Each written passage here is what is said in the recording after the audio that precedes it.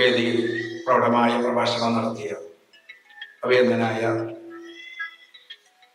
ബഷീർ ഫൈസി ദേശമംഗലം, സ്റ്റേജിലിരിക്കുന്ന മറ്റാദരണീയരായ ഉസ്താദുമാർ, നല്ലവരായ സഹോദരങ്ങളെ, സ്നേഹനദികളായ സഹോദരികളെ, സുഹൃത്തുക്കൾ, പുണ്യമായ ഹജ്ജിന് പോകാനും ഉംറക്ക് പോകാനും വളരെ അതിയായ ആഗ്രഹത്തോടു കൂടെ കാത്തിരിക്കുന്നവരാണ് ഈ ഇരിക്കുന്നവരിൽ അധികം ആളുകൾ. ബാക്കിയുള്ളവരൊക്കെ പോകാൻ വേണ്ടി വല്ലാതെ മനസ്സിൽ കൊതിക്കുന്നവരാണ്. എല്ലാവർക്കും അല്ലാഹു അതിന്റെ തൗഫീഖ് നൽകട്ടെ. പുണ്യമായ ഹജ്ജും ഉംറയും നിസ്കാരം പോലെ നിർബന്ധമുള്ള ഒരു കർമ്മമാണ്. നോമ്പ് പോലെ നിർബന്ധമുള്ള കാര്യമാണ്. അതിന്റെ ആത്മീയമായ വശങ്ങളും കാര്യങ്ങളൊക്കെ അഭിനന്ദനായ ബഷീർ ഫൈസി ഉസ്താദ് ഇൻഷാ അല്ലാഹ് വിശദീകരിച്ചു.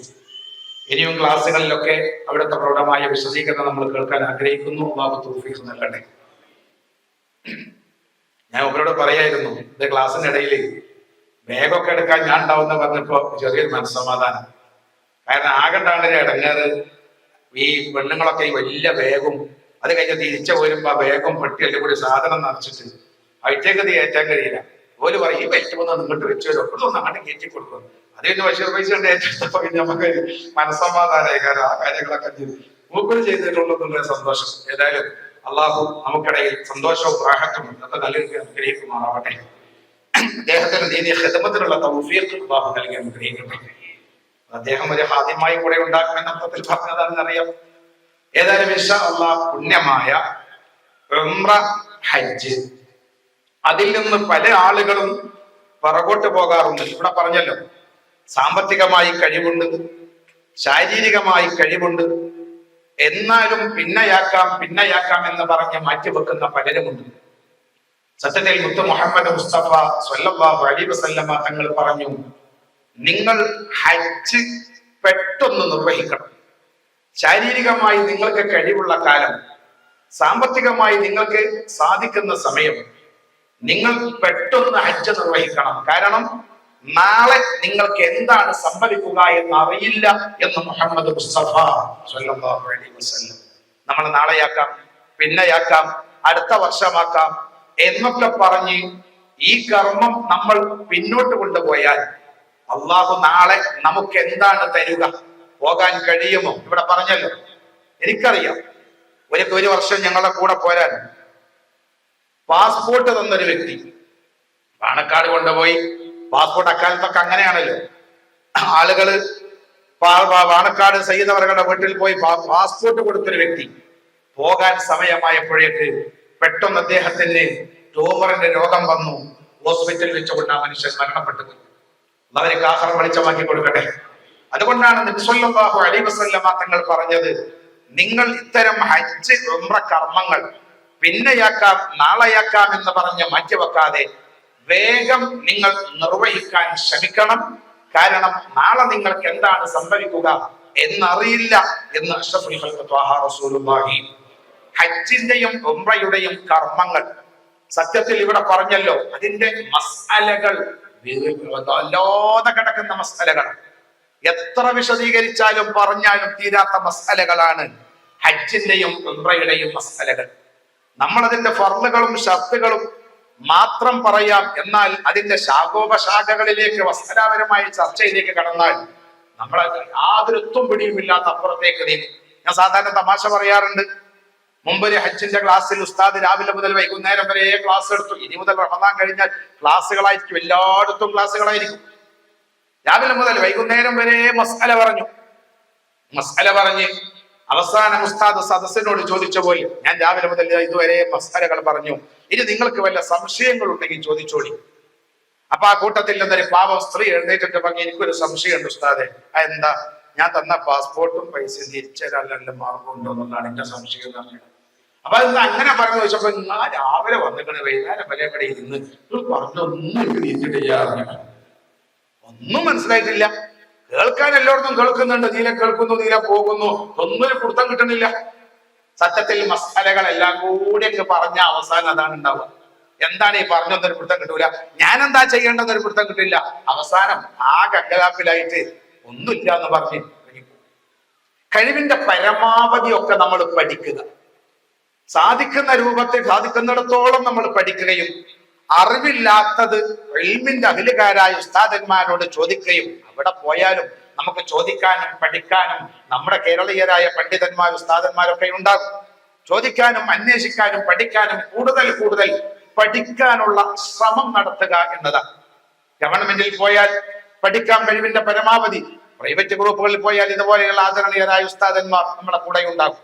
അപ്പോൾ അത് അല്ലത് കാര്യങ്ങൾ അന്വേഷിക്കാനും അപ്പോഴുള്ള സംശയങ്ങൾ ചോദിച്ച് പഠിക്കാനും മാത്രമല്ല, തവാഫിലേക്ക് ഇറങ്ങുമ്പോ നാം ഇപ്പോ എന്ത് കർമ്മമാണ് ചെയ്യാൻ പോകുന്നത് എന്ന് നമുക്ക് അവിടെ വെച്ച് പറഞ്ഞു തരാൻ, നമ്മളിലുള്ള അപാകതകൾ അപ്പോൾ പരിഹരിക്കാനും ഉസ്താദന്മാരും ബന്ധപ്പെട്ടവരും കൂടെ ഉണ്ടാകുമ്പോ പിന്നെ പ്രയാസമുണ്ടാവില്ല. അള്ളാഹു തൗഫീഖ് നൽകട്ടെ. ഞാൻ പറയുന്നത്, ഹജ്ജിന് പോകാൻ ഒരുങ്ങിയ ഏതൊരു മനുഷ്യനും ഹജ്ജ് നിർബന്ധമാണ്, സാമ്പത്തികമായും ശാരീരികമായും കഴിവുണ്ടെങ്കിൽ. സാമ്പത്തികം എന്ന് പറയുന്നത് ഏറ്റവും വലിയ പണക്കാരനാവുക എന്നാണോ? അല്ല. പല ആളുകളും ഞാൻ എന്റെ മകളെ കെട്ടിച്ച ഒരു 50,000 റുപ്യ ജ്വല്ലറി കൊടുക്കാണ്ട്, അതുകൊണ്ട് സൽസാത്തിൽ ഹജ്ജ് നിർബന്ധമില്ല. അതേ പ്രകാരം അന്ന് സ്ഥലം വാങ്ങിയപ്പോ 25,000 റുപ്യ കൊടുക്കാണ്ട്, എടാ ഇതിനേക്കാളേറെ പൈസ ഇയാളൊക്കെ ഇയാളുകൾ കൊടുക്കാത്താണ് എന്നും പറഞ്ഞിട്ട് പിറകോട്ട് പോകുന്നവർ പോയി വരുന്നത് വരെ, നമ്മൾ അങ്ങോട്ട് പോയി തിരിച്ചു വരുന്നത് വരെ അയാൾക്കും അയാൾ ഭക്ഷണം ചെലവ് കൊടുക്കേണ്ട ആളുകൾക്കും ഭക്ഷണം, വസ്ത്രം, പാർപ്പിടം തുടങ്ങുന്ന അവരുടെ ജീവിത കാര്യങ്ങൾ അത് കഴിഞ്ഞ് അയാളെ സമ്പത്തിൽ ഹജ്ജിന് പോകാൻ ബാക്കിയുണ്ടെങ്കിൽ പോകൽ നിർബന്ധമാണ്. അപ്പൊ നമ്മളെ മുതലും നമ്മളെ സാമ്പത്തിക ശേഷിയൊക്കെ നോക്കിക്കഴിഞ്ഞാൽ നമുക്കുള്ള കടവും നമ്മളെ ജീവിതമൊക്കെ കഴിഞ്ഞാൽ ബാക്കി പോകാനുണ്ട് ഒരു ഭാഗം, മുതലിന്റെ ഒരു ഭാഗം വിറ്റാൽ മതി, എന്നാലും പോകാൻ കഴിയും. പക്ഷെ സമ്പത്തിന്റെ കാര്യമാകുമ്പോ പല ആളുകളും അതിന്റെ എല്ലാ ഭാഗങ്ങളും ചിന്തിച്ച് എങ്ങനെങ്കിലും പോകാതിരിക്കാൻ പറ്റുമോ എന്ന് നോക്കുന്നവരാണ്. അള്ളാഹുവിന്റെ മുമ്പിൽ കുറ്റക്കാരാകും പടച്ചറബ് കാത്തി രക്ഷിക്കട്ടെ. അതേ പ്രകാരം ശാരീരികമായ കഴിവും വേണം, ശാരീരികമായ ആഫിയത്ത് വേണം പോയി വരാൻ. ഇപ്പൊ ഈ ഉംറ വ്യാപിക്കാനുണ്ടായ കാരണം എന്താ? ഉംറ വ്യാപിക്കാൻ ഇപ്പൊ അധികവും ഉംറക്ക് ആളുകൾ പോകുന്നുണ്ടല്ലോ. എന്നാൽ എന്നോട് ഒരാൾ പറഞ്ഞു, ഇപ്പൊ ഇങ്ങനെ ഉംറക്ക് ആളുകൾ പോവുക, പഴയ കാലത്തൊന്നും ഉംറക്ക് അങ്ങനെ ആളുകൾ പോകലില്ല എന്ന് പറഞ്ഞു. ശരിയാണ്. കാരണം ഉംറക്കും ഹജ്ജിനും അക്കാലത്ത് ഒരേ ബുദ്ധിമുട്ടും ഒരേ സാമ്പത്തിക ചെലവുമാണ്. പഴയ കാലത്ത് കപ്പലിന് പോവുകയാണെങ്കിൽ രണ്ടിനും കപ്പലിന് പോകണം. അവിടെ പോയുള്ള ചെലവും ബുദ്ധിമുട്ടുകളൊക്കെ രണ്ടിനും ഒരുപോലെയാണ്. അപ്പൊ ആളുകൾ എന്ത് ചെയ്യും? ഹജ്ജിന് പോകും, ഉംറയും ചെയ്യും. ഇപ്പോഴങ്ങനല്ല, ഉംറക്ക് ചെലവ് കുറവാ. അപ്പൊ ഹജ്ജിന് പോകാൻ സമ്പത്തില്ലാത്തവനും ഉംറക്ക് പോകാൻ കഴിയും. ഇനി ശാരീരികമായി ഹജ്ജിന് പോകാൻ ആഫിയത്തില്ലാത്തവർക്കും കുട്ടികളും മക്കളും കൂടെ ഉണ്ടെങ്കിൽ ഉംറക്ക് വീൽ ചെയറിലും മറ്റൊക്കെ ആയിട്ട് അവരെ സഹായം കൊണ്ട് ഉംറ ചെയ്യാൻ കഴിയും. അതുകൊണ്ട് ഉംറയെങ്കിലും ചെയ്യട്ടെ എന്ന് കരുതി ആളുകൾ ഉംറക്ക് മാത്രം സാമ്പത്തികമായും ശാരീരികമായും ആഫിയത്തും സമ്പത്ത് അത്ര വല്ലത്തല്ലാത്ത ആളുകളും ആ പുണ്യഭൂമിയിലൊന്ന് എത്താൻ, ആ പുണ്യഭൂമിയിലൊന്ന് ആഗ്രഹിക്കാൻ പോകാൻ തുടങ്ങി. അല്ലാഹു എല്ലാവർക്കും തൗഫീഖ് നൽകി അനുഗ്രഹിക്കട്ടെ. അപ്പൊ സാമ്പത്തികവും ശാരീരികവുമായി കഴിവുള്ള ആളുകൾക്കൊക്കെ ആ പുണ്യഭൂമിയിലേക്ക് പോകൽ നിർബന്ധമാണ്. ഹജ്ജും ഉംറയും ചെയ്യൽ നിർബന്ധമാണ്. എന്തെങ്കിലും പറഞ്ഞ് നമ്മൾ അതിൽ നിന്നുകൊണ്ട് മാറി നിൽക്കാൻ കഴിയില്ല. നമ്മുടെ ഉപ്പ ഹജ്ജ് നിർബന്ധമായ പിതാവാണ്, ഹജ്ജ് നിർബന്ധമായ മാതാപിതാക്കളാണ്. പക്ഷെ അവർ ഹജ്ജ് ചെയ്യാതെ മരണപ്പെട്ടു പോയി. സാമ്പത്തികമായി അവർക്ക് കഴിവുണ്ടായിരുന്നു, പക്ഷെ ഹജ്ജ് ചെയ്യാതെ അവർ മരണപ്പെട്ടു പോയാൽ അവരുടെ മുതല് വിഹിതിക്കുന്നതിന്റെ മുമ്പ് അവരുടെ ഹജ്ജിന്റെ ഭാഗം അവർക്ക് പകരമായി ഹജ്ജ് ചെയ്യാനുള്ള ഭാഗം മാറ്റി വെക്കണം. ആരാണ് അതൊക്കെ ശ്രദ്ധിക്കാറുള്ളത്? വാപ്പാന്റെ മുതലിങ്ങനെ വിഹിതിച്ചെടുത്ത് അടിച്ചു പൊളിച്ച് ജീവിക്കുക എന്നല്ലാതെ, എന്റെ വാപ്പാക്ക് സാമ്പത്തിക ശേഷി ഒരുപാട് മുതലുണ്ട്, ഈ മുതലിന്റെ ഒരു ഭാഗം വിറ്റാ വാപ്പാക്ക് ഒരു ബുദ്ധിമുട്ടില്ലാതെ ഹജ്ജിന് പോകായിരുന്നു, പക്ഷെ എപ്പ പോയിട്ടില്ല. അതുകൊണ്ട് ഇനി ഈ മുതല് വിഹിതിക്കുന്നതിന്റെ മുമ്പ് ഹജ്ജിന് പോകാനുള്ള ഭാഗം മാറ്റിവെക്കണം എന്ന് ആരും ശ്രദ്ധിക്കാറില്ല. അതെങ്ങനെ വിഹിതിച്ചെടുത്ത് സുഖകരമായി ജീവിക്കും? ഹജ്ജിന് ഒന്നിരിക്കൽ മക്കൾ ആരെങ്കിലും പോയി ഉപ്പാക്ക് അവർക്ക് ഹജ്ജ് ചെയ്യണം, അവർ ഹജ്ജ് ചെയ്തിട്ടില്ലെങ്കിൽ അല്ലെങ്കിൽ ഇവർ സാമ്പത്തിക സമ്പത്ത് കൊടുത്ത് മറ്റുള്ളവരെ കൊണ്ട് ഹജ്ജ് ചെയ്യിപ്പിക്കണം. പക്ഷെ ആര് മറ്റൊരാൾക്ക് ഹജ്ജ് ചെയ്യുകയാണെങ്കിലും മുമ്പ് ആ വ്യക്തിക്ക് ഹജ്ജ് ചെയ്ത ആളുകൾ ആവണം. അത് നിർബന്ധമാണ്. സ്വന്തം ഹജ്ജ് ചെയ്ത ആളുകൾക്കല്ലാതെ ഉപ്പാക്കോ ഉമ്മാക്കോ വേറെ ആർക്കും ഹജ്ജ് ചെയ്യാൻ പറ്റില്ല. സ്വന്തമായി ഇയാളുടെ നിർബന്ധം വീട്ടിയ ആളാകണം മറ്റുള്ളവർക്ക് വേണ്ടി ഹജ്ജ് ചെയ്യുന്നവർ. അത് പ്രത്യേകം ശ്രദ്ധിക്കണം. അല്ലാതെ അവന്റെ പൈസ വാങ്ങി ആയിക്കോട്ടെ ഞാൻ എൻ്റെ അപ്പാക്ക് കൊണ്ട് ഹജ്ജ് ചെയ്തോളാം എന്ന് പറഞ്ഞ് ഓൻ്റെ അപ്പാക്ക് ഹജ്ജ് ചെയ്യാൻ പോയാൽ അതും വീടൂല, നമ്മൾ ഹജ്ജും ശരിയാവൂല. അതുകൊണ്ട് നമ്മുടെ ഹജ്ജ് നിർവഹിച്ചവർ, സ്വന്തം ഹജ്ജ് നിർവഹിച്ചവർ മാത്രമേ മറ്റുള്ളവരുടെ ഹജ്ജ് നിർവഹിക്കാവൂ എന്ന കാര്യം ഈ സമയത്ത് സാന്ദർഭികമായി സൂചിപ്പിക്കുകയാണ്. ചുരുക്കത്തിൽ പറഞ്ഞാൽ ഇനി വേറെ ഒരാളെ കൊണ്ട് ചെയ്യിപ്പിച്ചാലും വിരോധമില്ല. പൈസ കൊടുത്തിട്ടോ കൊടുക്കാതെയോ, ഇനി ഒരാള് പൈസ കൊടുക്കാതെ ഒന്നുമില്ലാതെ ഒരു ഉറുപ്പികയും കൊടുക്കാതെ തന്നെ അയാൾ പറഞ്ഞു ഞാൻ എൻ്റെ അപ്പാക്ക് വേണ്ടി ഹജ്ജ് ചെയ്തോളാം, ചെയ്തോട്ടെ അൽഹംദുലില്ലാ, അതോടുകൂടെ തന്നെ ഹജ്ജ് വീടും.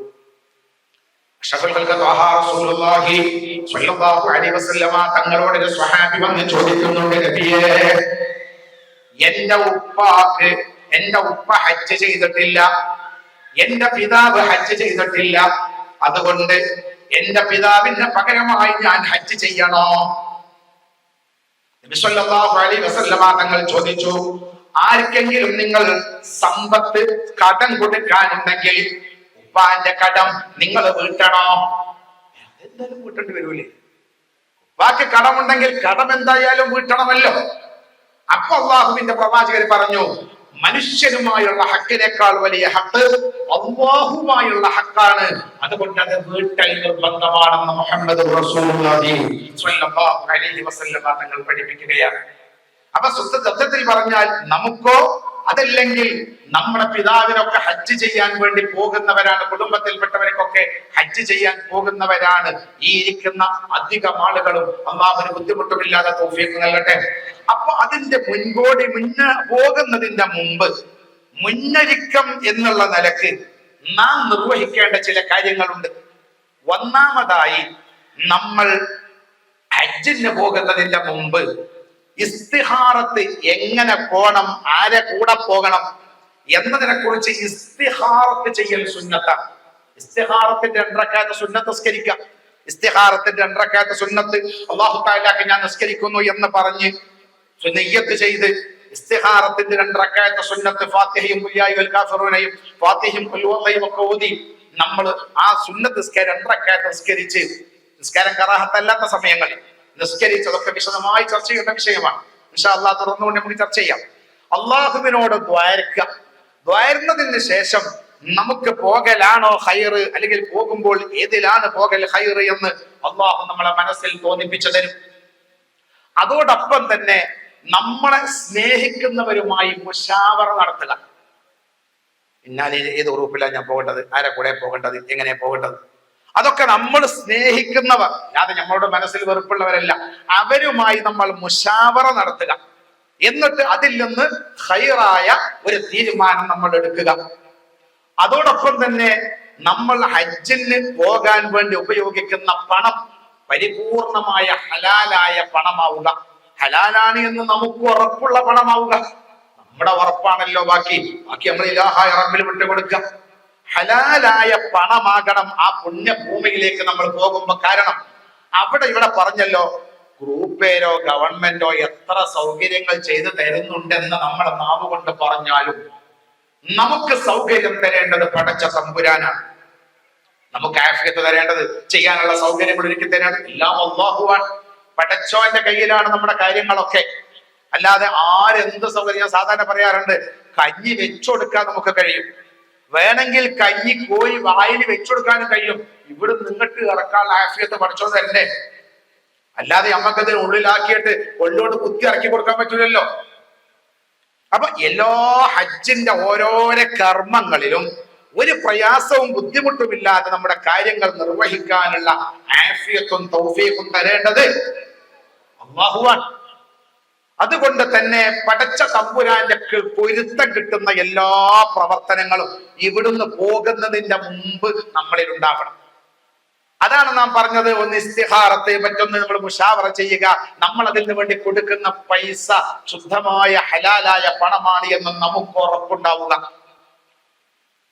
അതോടൊപ്പം നമ്മൾ അള്ളാഹുവിനോട് എപ്പോഴും ആ പുണ്യമായ ഭൂമിയിൽ ഒരു ബുദ്ധിമുട്ടും വരാതിരിക്കാൻ വേണ്ടി അള്ളാഹുവിനോട് ദ്വാരുന്ന കൊണ്ടേയിരിക്കുക. എപ്പോഴും അള്ളാഹുവിനോട് ദുആ ചെയ്യാം. ഇവിടെ പറഞ്ഞല്ലോ, ഹജ്ജിന് പോകാൻ ഒരുങ്ങിയാൽ തന്നെ ഇനി ഒരുങ്ങാത്തവർ പോകാൻ എല്ലാവർക്കും പല ആളുകളും ഹജ്ജിന് പോകാത്ത ഈ കൂട്ടത്തിലുണ്ടാവും. ബഷീറുസ്താദിന്റെ പ്രസംഗം കേട്ടപ്പോ സോനെ ആ ഒരു മനസ്സ് പ്രസംഗം കേൾക്കുമ്പോഴല്ലേ എപ്പോഴും ഉണ്ടാകുക, ഇന്ന പുണ്യഭൂമിയിൽ എത്തിക്കണേ റബ്ബേ, ഇന്ന പുണ്യഭൂമിയിൽ എത്തിക്കണേ റബ്ബേ. എപ്പോഴും അള്ളാഹുവിനോട് ദുആ ചെയ്യുന്ന ഒരു മനസ്സുണ്ടായാൽ വഴി അള്ളാഹു തുറന്നു തരും. അള്ളാഹു തൗഫീഖ് നൽകട്ടെ. നമ്മളെ മനസ്സിൽ അതിയായ കൊതി ഉണ്ടാവണം, നിരാശ ഉണ്ടാകരുത്. ചില ആളുകളോട് ഹജ്ജ് അപ്പൊ പറയും, എന്നെ കൊണ്ടൊന്നും പൈന് കഴിയും, എന്നെ കൊണ്ടൊക്കെ പൈന് സാധിക്കും.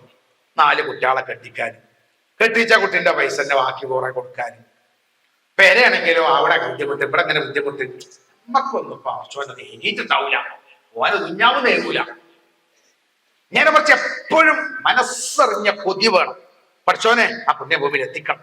മനസ്സറിഞ്ഞ ആഗ്രഹവും മനസ്സ് നിറഞ്ഞ ഏത് സമയത്തുമുള്ള പ്രാർത്ഥനയും നമ്മളിൽ ആ പുണ്യഭൂമിയിൽ എത്താൻ എല്ലാവരിലും ഉണ്ടാകണം. ഒരു സാമ്പത്തിക ശേഷിയില്ല, ഒന്നിനും പറ്റാത്ത ഒരാളാണ്, ചെറിയൊരു ഓലപ്പേരിലെ താമസിക്കുന്നത്, അയാളെ മനസ്സ് നിറഞ്ഞു നിൽക്കേണ്ട പ്രാർത്ഥന, പുണ്യഭൂമിയിൽ എത്തിക്കണേ അല്ലാഹു തൗഫീഖ് നൽകട്ടെ. ഞങ്ങളെ കൂടെ ഉംറയ്ക്ക് പോകുന്ന ഒരു സാധു മനുഷ്യൻ, നമ്മൾ ഈ അടുത്ത പ്രദേശത്തുള്ള ആളാണ്. അയാള് ഏത് സമയത്തും വല്ലാതെ കരച്ചിലും, എപ്പോഴും പൊട്ടിക്കരയാ.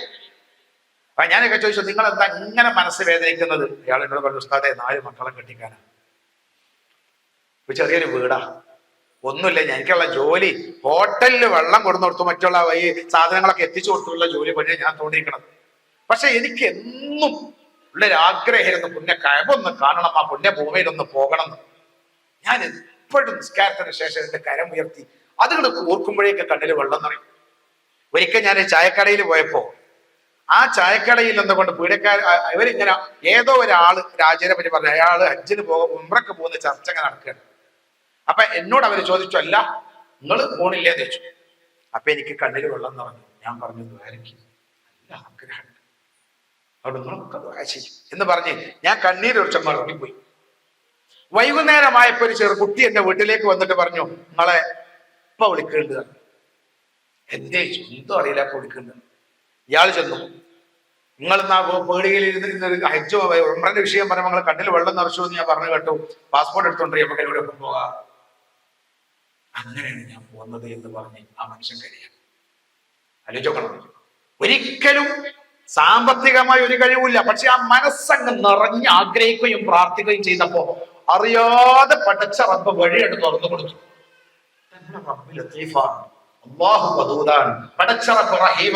അള്ളാഹുവിനോട് നല്ല മനസ്സോട് കൂടെ ദ്വാരുന്നു എന്റെ പ്രാർത്ഥനയൊന്നും പഠിച്ചോ തട്ടൂല. അതുകൊണ്ട് എപ്പോഴും ആഗ്രഹിക്കുക. ഇനി അതിലേക്ക് അങ്ങനെ എപ്പോഴും ദ്വാരക്കുന്ന ഒരാളാ, പക്ഷെ പോകാൻ കഴിഞ്ഞില്ല, കാരണം മരിച്ചുപോയി. മശ്ശറാ ലോകത്ത് ചെന്നാൽ അവരെ കിതാബിൽ ഹജ്ജ് ചെയ്ത കൂലി ഉണ്ടാകും, ഉംറ ചെയ്ത കൂലി ഉണ്ടാകും. അല്ലാഹു തൗഫീഖ് നൽകട്ടെ. ചിലപ്പോ മൂപ്പർക്കാണെങ്കിൽ ഹജ്ജ് ചെയ്ത കൂലി കിട്ടുക, ഹജ്ജിന് പോയവർക്ക് കിട്ടിയിട്ടുണ്ടാവില്ല. മഹാനായ ശൈഖുൽ അത്തിപ്പറ്റ ഉസ്താദ് അല്ലാഹു ദർജ ഉയർത്തി കൊടുക്കട്ടെ. അത്തിപ്പറ്റ ഉസ്താദ് പറയാറുണ്ട്, ഹജ്ജിന് മനസ്സറിഞ്ഞ് ആഗ്രഹിച്ച് ദ്വാരന്ന് പ്രാർത്ഥിച്ചു, പക്ഷെ പോകാൻ കഴിഞ്ഞില്ല. എല്ലാം അധ്വാനിച്ച് ദ്വാരന്ന് എപ്പോഴും പ്രാർത്ഥിച്ചു, പക്ഷെ പോകാൻ കഴിഞ്ഞില്ല. ആള് മരണപ്പെട്ടു പോയി. വേറൊരാള് ഹജ്ജിന് പോയി, ചെന്ന് അവിടെ അങ്ങനെ ഇപ്പൊ പറഞ്ഞ മാതിരി തന്നെ അയാൾ എന്താ റൂം എന്താ മട്ടൻ ലിഫ്റ്റ് കുറെ ഉണ്ടോ, ചോറ് എന്താ മട്ടൻ മീന് വലിയ കഷ്ണാണോ, ഏയ് എപ്പോഴും ചോറിട്ടുണ്ടോ ചാറിട്ടുണ്ടോ, അമീറന്മാരെന്തേലും തട്ടിപ്പടുത്തലുണ്ടോ, ഇതാണ് അയാളെ പണി. ഇനി പുറമെ അങ്ങനെ ഫോൺ എങ്ങനെ വിളിച്ചിട്ടല്ല, അവിടെ നമ്മളെ പറമ്പിലൊക്കെ ഒന്ന് പോയി നോക്കിന്നില്ലേ, തേങ്ങ കെട്ടണില്ലേ, മൂപ്പർ എവിടെ പോയിട്ടും തേങ്ങ ഇട്ടാക്കാതെയും പറമ്പിന്റെ അവസ്ഥയും എരുമ എവിടെയൊക്കെ മാറ്റി കെട്ടിയിക്കണ, ഇതൊക്കെയാണ് മൂപ്പരെ ചിന്ത. അതും കഴിഞ്ഞ് മൂപ്പര് ചമ്രനെ എറിയുന്നുണ്ട്. ഏയ് ശരിക്ക് ചമ്ര അങ്ങോട്ട് എറിയല്ലേ വേണ്ടത്, ചെങ്ങായി ചമ്ര അങ്ങോട്ട് എറിയാ വേണ്ടത്. കാരണം മൂപ്പര മനസ്സ് മുഴുവൻ എപ്പോഴും നാട്ടില. പൊയ്ക്കണ ആർക്കൊക്കെ വേണ്ടി തിരിച്ചു കിട്ട് പോന്ന് മരിച്ചു പോയാല് ഇയാള് വെറുതെ പോയ അവസ്ഥ, പോകാത്ത ആള് ഹജ്ജിന് പോയ പുലി. നമ്മളെ മനസ്സിന്റെ ആഗ്രഹമാണ്. അതുകൊണ്ട് തന്നെ എപ്പോഴും അള്ളാഹുവിനോട് മനസ്സുരുകി പോകാൻ തീരുമാനിച്ചവരെ എപ്പോഴും അള്ളാഹുവിനോട് ദ്വാരക്കുക. വഴികൾ എളുപ്പമാകാൻ, എല്ലാ സൗകര്യമാകാൻ. ഇതൊക്കെയായി ഇപ്പൊ ഇവിടെ പറഞ്ഞല്ലോ. ഇപ്പൊ ഞാൻ ബഹുമാന്യനായ അഫ്സൽ സാഹിബ്, അദ്ദേഹത്തിന്റെ നേതൃത്വത്തിലാണ് ഈ കാര്യങ്ങളൊക്കെ നടക്കുന്നത്. നമ്മളോട് നിങ്ങൾ അമീറായി പോരെന്ന് പറഞ്ഞു. ഇൻഷാ അല്ലാഹ് നമ്മൾ അമീറായി പോകണം എന്ന് ആഗ്രഹിക്കുന്ന, നമ്മളും പോകാൻ ആഗ്രഹിച്ച ഒരാളാണ്. അതുകൊണ്ട് പോകാൻ ആഗ്രഹിക്കുന്നു. പക്ഷേ അതിനുള്ള എല്ലാ വഴികളും ബുദ്ധിമുട്ടുകളും തടസ്സങ്ങളില്ലാതെ അള്ളാഹു തുറന്നു തരണ്ടേ. അള്ളാഹു തൗഫീഖ് നൽകി അനുഗ്രഹിക്കട്ടെ. അള്ളാഹുവിന്റെ ലുത്ഫ് കൊണ്ട് അവരെ ഇതിന്റെ വഴികളൊക്കെ തുറന്നു തരണം. അതിനെല്ലാവരും കൂട്ടമായി ദ്വാരിക്കുക. പരസ്പരം അങ്ങോട്ടും ഇങ്ങോട്ടും ഒരു ബുദ്ധിമുട്ടില്ലാതെ പോയി വരാൻ വേണ്ടി എപ്പോഴും ദുആ ചെയ്തുകൊണ്ടിരിക്കുക. കാരണം ഹജ്ജിന് ഒരുങ്ങിയത് മുതൽ ഹാജിയാണ്. അവന്റെ ദുആ സ്വീകരിക്കും. ഹജ്ജിന് ഒരുങ്ങിയത് മുതൽ തന്നെ നമ്മളെ ഹാജ, അള്ളാഹു നമ്മളെ ഹജ്ജ് സ്വീകരിക്കും. പക്ഷേ നമ്മളെ മനസ്സൊന്ന് കഴുകണം പോകുന്നതിന് മുമ്പ്. റമദാനാണ്, നന്നായി കഴുകാൻ എളുപ്പമാണ്. ഒന്ന്, അള്ളാഹുമായി നമ്മൾ വല്ല തെറ്റുകളും കുറ്റങ്ങളും നമ്മളെ ജീവിതത്തിൽ വന്നിട്ടുണ്ടോ? ആരും അറിയണ്ട. അള്ളാഹുവിനോട് തൗബ ചെയ്യാം. അത് നിർബന്ധമാണ്. തൗബ ചെയ്യാതെ വലിയ ആളായിട്ട് അങ്ങോട്ട് പോയാൽ അള്ളാഹ് ചെവിക്കൊന്ന് വിളിക്കും. ആ പുണ്യഭൂമിയിലിട്ട് ഇറങ്ങണം. വലിയ സ്ഥാനം പറഞ്ഞിട്ടോ ആ പുണ്യഭൂമിയിലേക്ക് പോകണ്ട. ഇവിടെ പറഞ്ഞല്ലോ വിനയം, അത് ഇവിടെ തന്നെ ഉണ്ടാവണം. ഇവിടെ തന്നെ ഉണ്ടാവണം. ഒരിക്കൽ ഹജ്ജിന് പോയ സമയം ഒരാളിങ്ങനെ വലിയ സ്ഥാനം പറയും. മൂലയുടെ ക്ലാസ് എടുക്കുമ്പോഴേക്ക് അതിനേക്കാളും വലിയ ക്ലാസ് മൂപ്പര് സദസ്സിൽ ഇരുന്ന് പറയാൻ തുടങ്ങി. കുറെ കാലം സൗദി അറേബ്യയിൽ ജോലി ചെയ്ത ആളാ. ഉസ്താദ് പറയാണ്, അവിടെ മക്കത്ത് പോയാൽ എങ്ങനെ ആയിരിക്കും. അപ്പൊ ഇയാൾ സദസ്സിൽ ഇരുന്ന് ഒറ്റയ്ക്കൊക്കെ ബാക്കിയുള്ള കാര്യം പറഞ്ഞു കൊടുക്കും. അത് അവിടെ എങ്ങനെ ആവും, ബസ് ഇങ്ങനെ വരും, അങ്ങനെ ആവും, അങ്ങനെ ആവും. അയാളെ കൊണ്ട് അമീർ ഇടങ്ങാറായി. കാരണം അമീർ എന്താണെന്ന് പറയുമ്പോഴേക്ക് മൂപ്പര് സദസ്സിൽ ഇരുന്ന് ഇങ്ങനെ പറഞ്ഞു. കാരണം മൂപ്പർക്ക് നല്ല പരിചയമാണ്. കാരണം ഞാനവിടെ 35 കൊല്ലം സൗദിയിലൊക്കെ ഇങ്ങനെ വെള്ളം കുടിച്ചതാണ്. അവസാനം ഈ അമീർ മര്യാദകളും മദീനയിൽ നിന്ന് തിരിച്ചു വരുമ്പോ അബിയാർ അലി ദുൽഹുലൈഫയിൽ ഇഹ്റാം ചെയ്യാൻ ഇറങ്ങിയതോടുകൂടെ എല്ലാരും ബസ്സിൽ വന്ന് കയറി. ഇയാളെ മാത്രം കാണാനില്ല. 1.5 മണിക്കൂർ കഴിഞ്ഞതിന് ശേഷമാണ് അമീറിന് അയാളെ കിട്ടിയത് ദുൽഹുലൈഫയിൽ നിന്ന്. അപ്പൊ അയാളോട് ചോദിച്ചു, അല്ല സൗദി ഒന്നായിട്ട് വെള്ളം പോലെ കുടിച്ച നിങ്ങള് എവിടേക്ക് പോയി? അത് പറഞ്ഞ്, ഇവിടെ വന്ന് നോക്കുമ്പോ ഒരു കുത്തും കിട്ടുന്നില്ല. ഞാൻ ഇങ്ങോട്ടാണെന്ന് കരുതി അങ്ങോട്ട് ഇറങ്ങി, അങ്ങോട്ട് പോണെന്ന് കരുതി അങ്ങോട്ട് പോയി. അതിന് ശേഷം പിന്നെ അയാൾ നല്ല മനുഷ്യനാണ്. അമീർ പറഞ്ഞു, അതിന് ശേഷം പിന്നെ അയാൾ നല്ല മനുഷ്യനാ, ഒരു കേട് മൂപ്പർക്ക് ഉണ്ടായിട്ടില്ല. നല്ല വിനയം ഉള്ളവരെ പടച്ചോൻ സഹായിക്കും. അപ്പൊ ഇവിടുന്ന് പോകുന്നതിന്റെ മുമ്പെന്നെ എന്ത് ചെയ്യാ അറിയോ? നമ്മൾ അല്ലാഹുവിനോട് മനസ്സൊരുങ്ങി, പടച്ചോനെ റബ്ബേ ഒരുപാട് തെറ്റ് വന്നിട്ടുണ്ട്, മാപ്പ് തരണേ റബ്ബേ എന്ന് മനസ്സറിഞ്ഞ് പറയാം. നമ്മളെ റബ്ബ് നമുക്ക് പുറത്തു തരും. അല്ലാഹു തൗഫീഖ് നൽകട്ടെ. ഒന്നാമത് കൂട്ടത്തിൽ നമ്മൾ പോകുന്നതിന്റെ മുമ്പ് ചെയ്യേണ്ടത്, എല്ലാവരും ചെയ്യേണ്ടതാണ് തൗബ ചെയ്യാം. തെറ്റുകളിൽ നിന്ന് 100%. അതിന് നമ്മളാ ഏടെടുത്തുകൊണ്ട് തമ്പുരാനെ വന്നതും പോയതും അങ്ങനെയൊന്നും പറയണ്ട. ആരും അറിയണ്ട.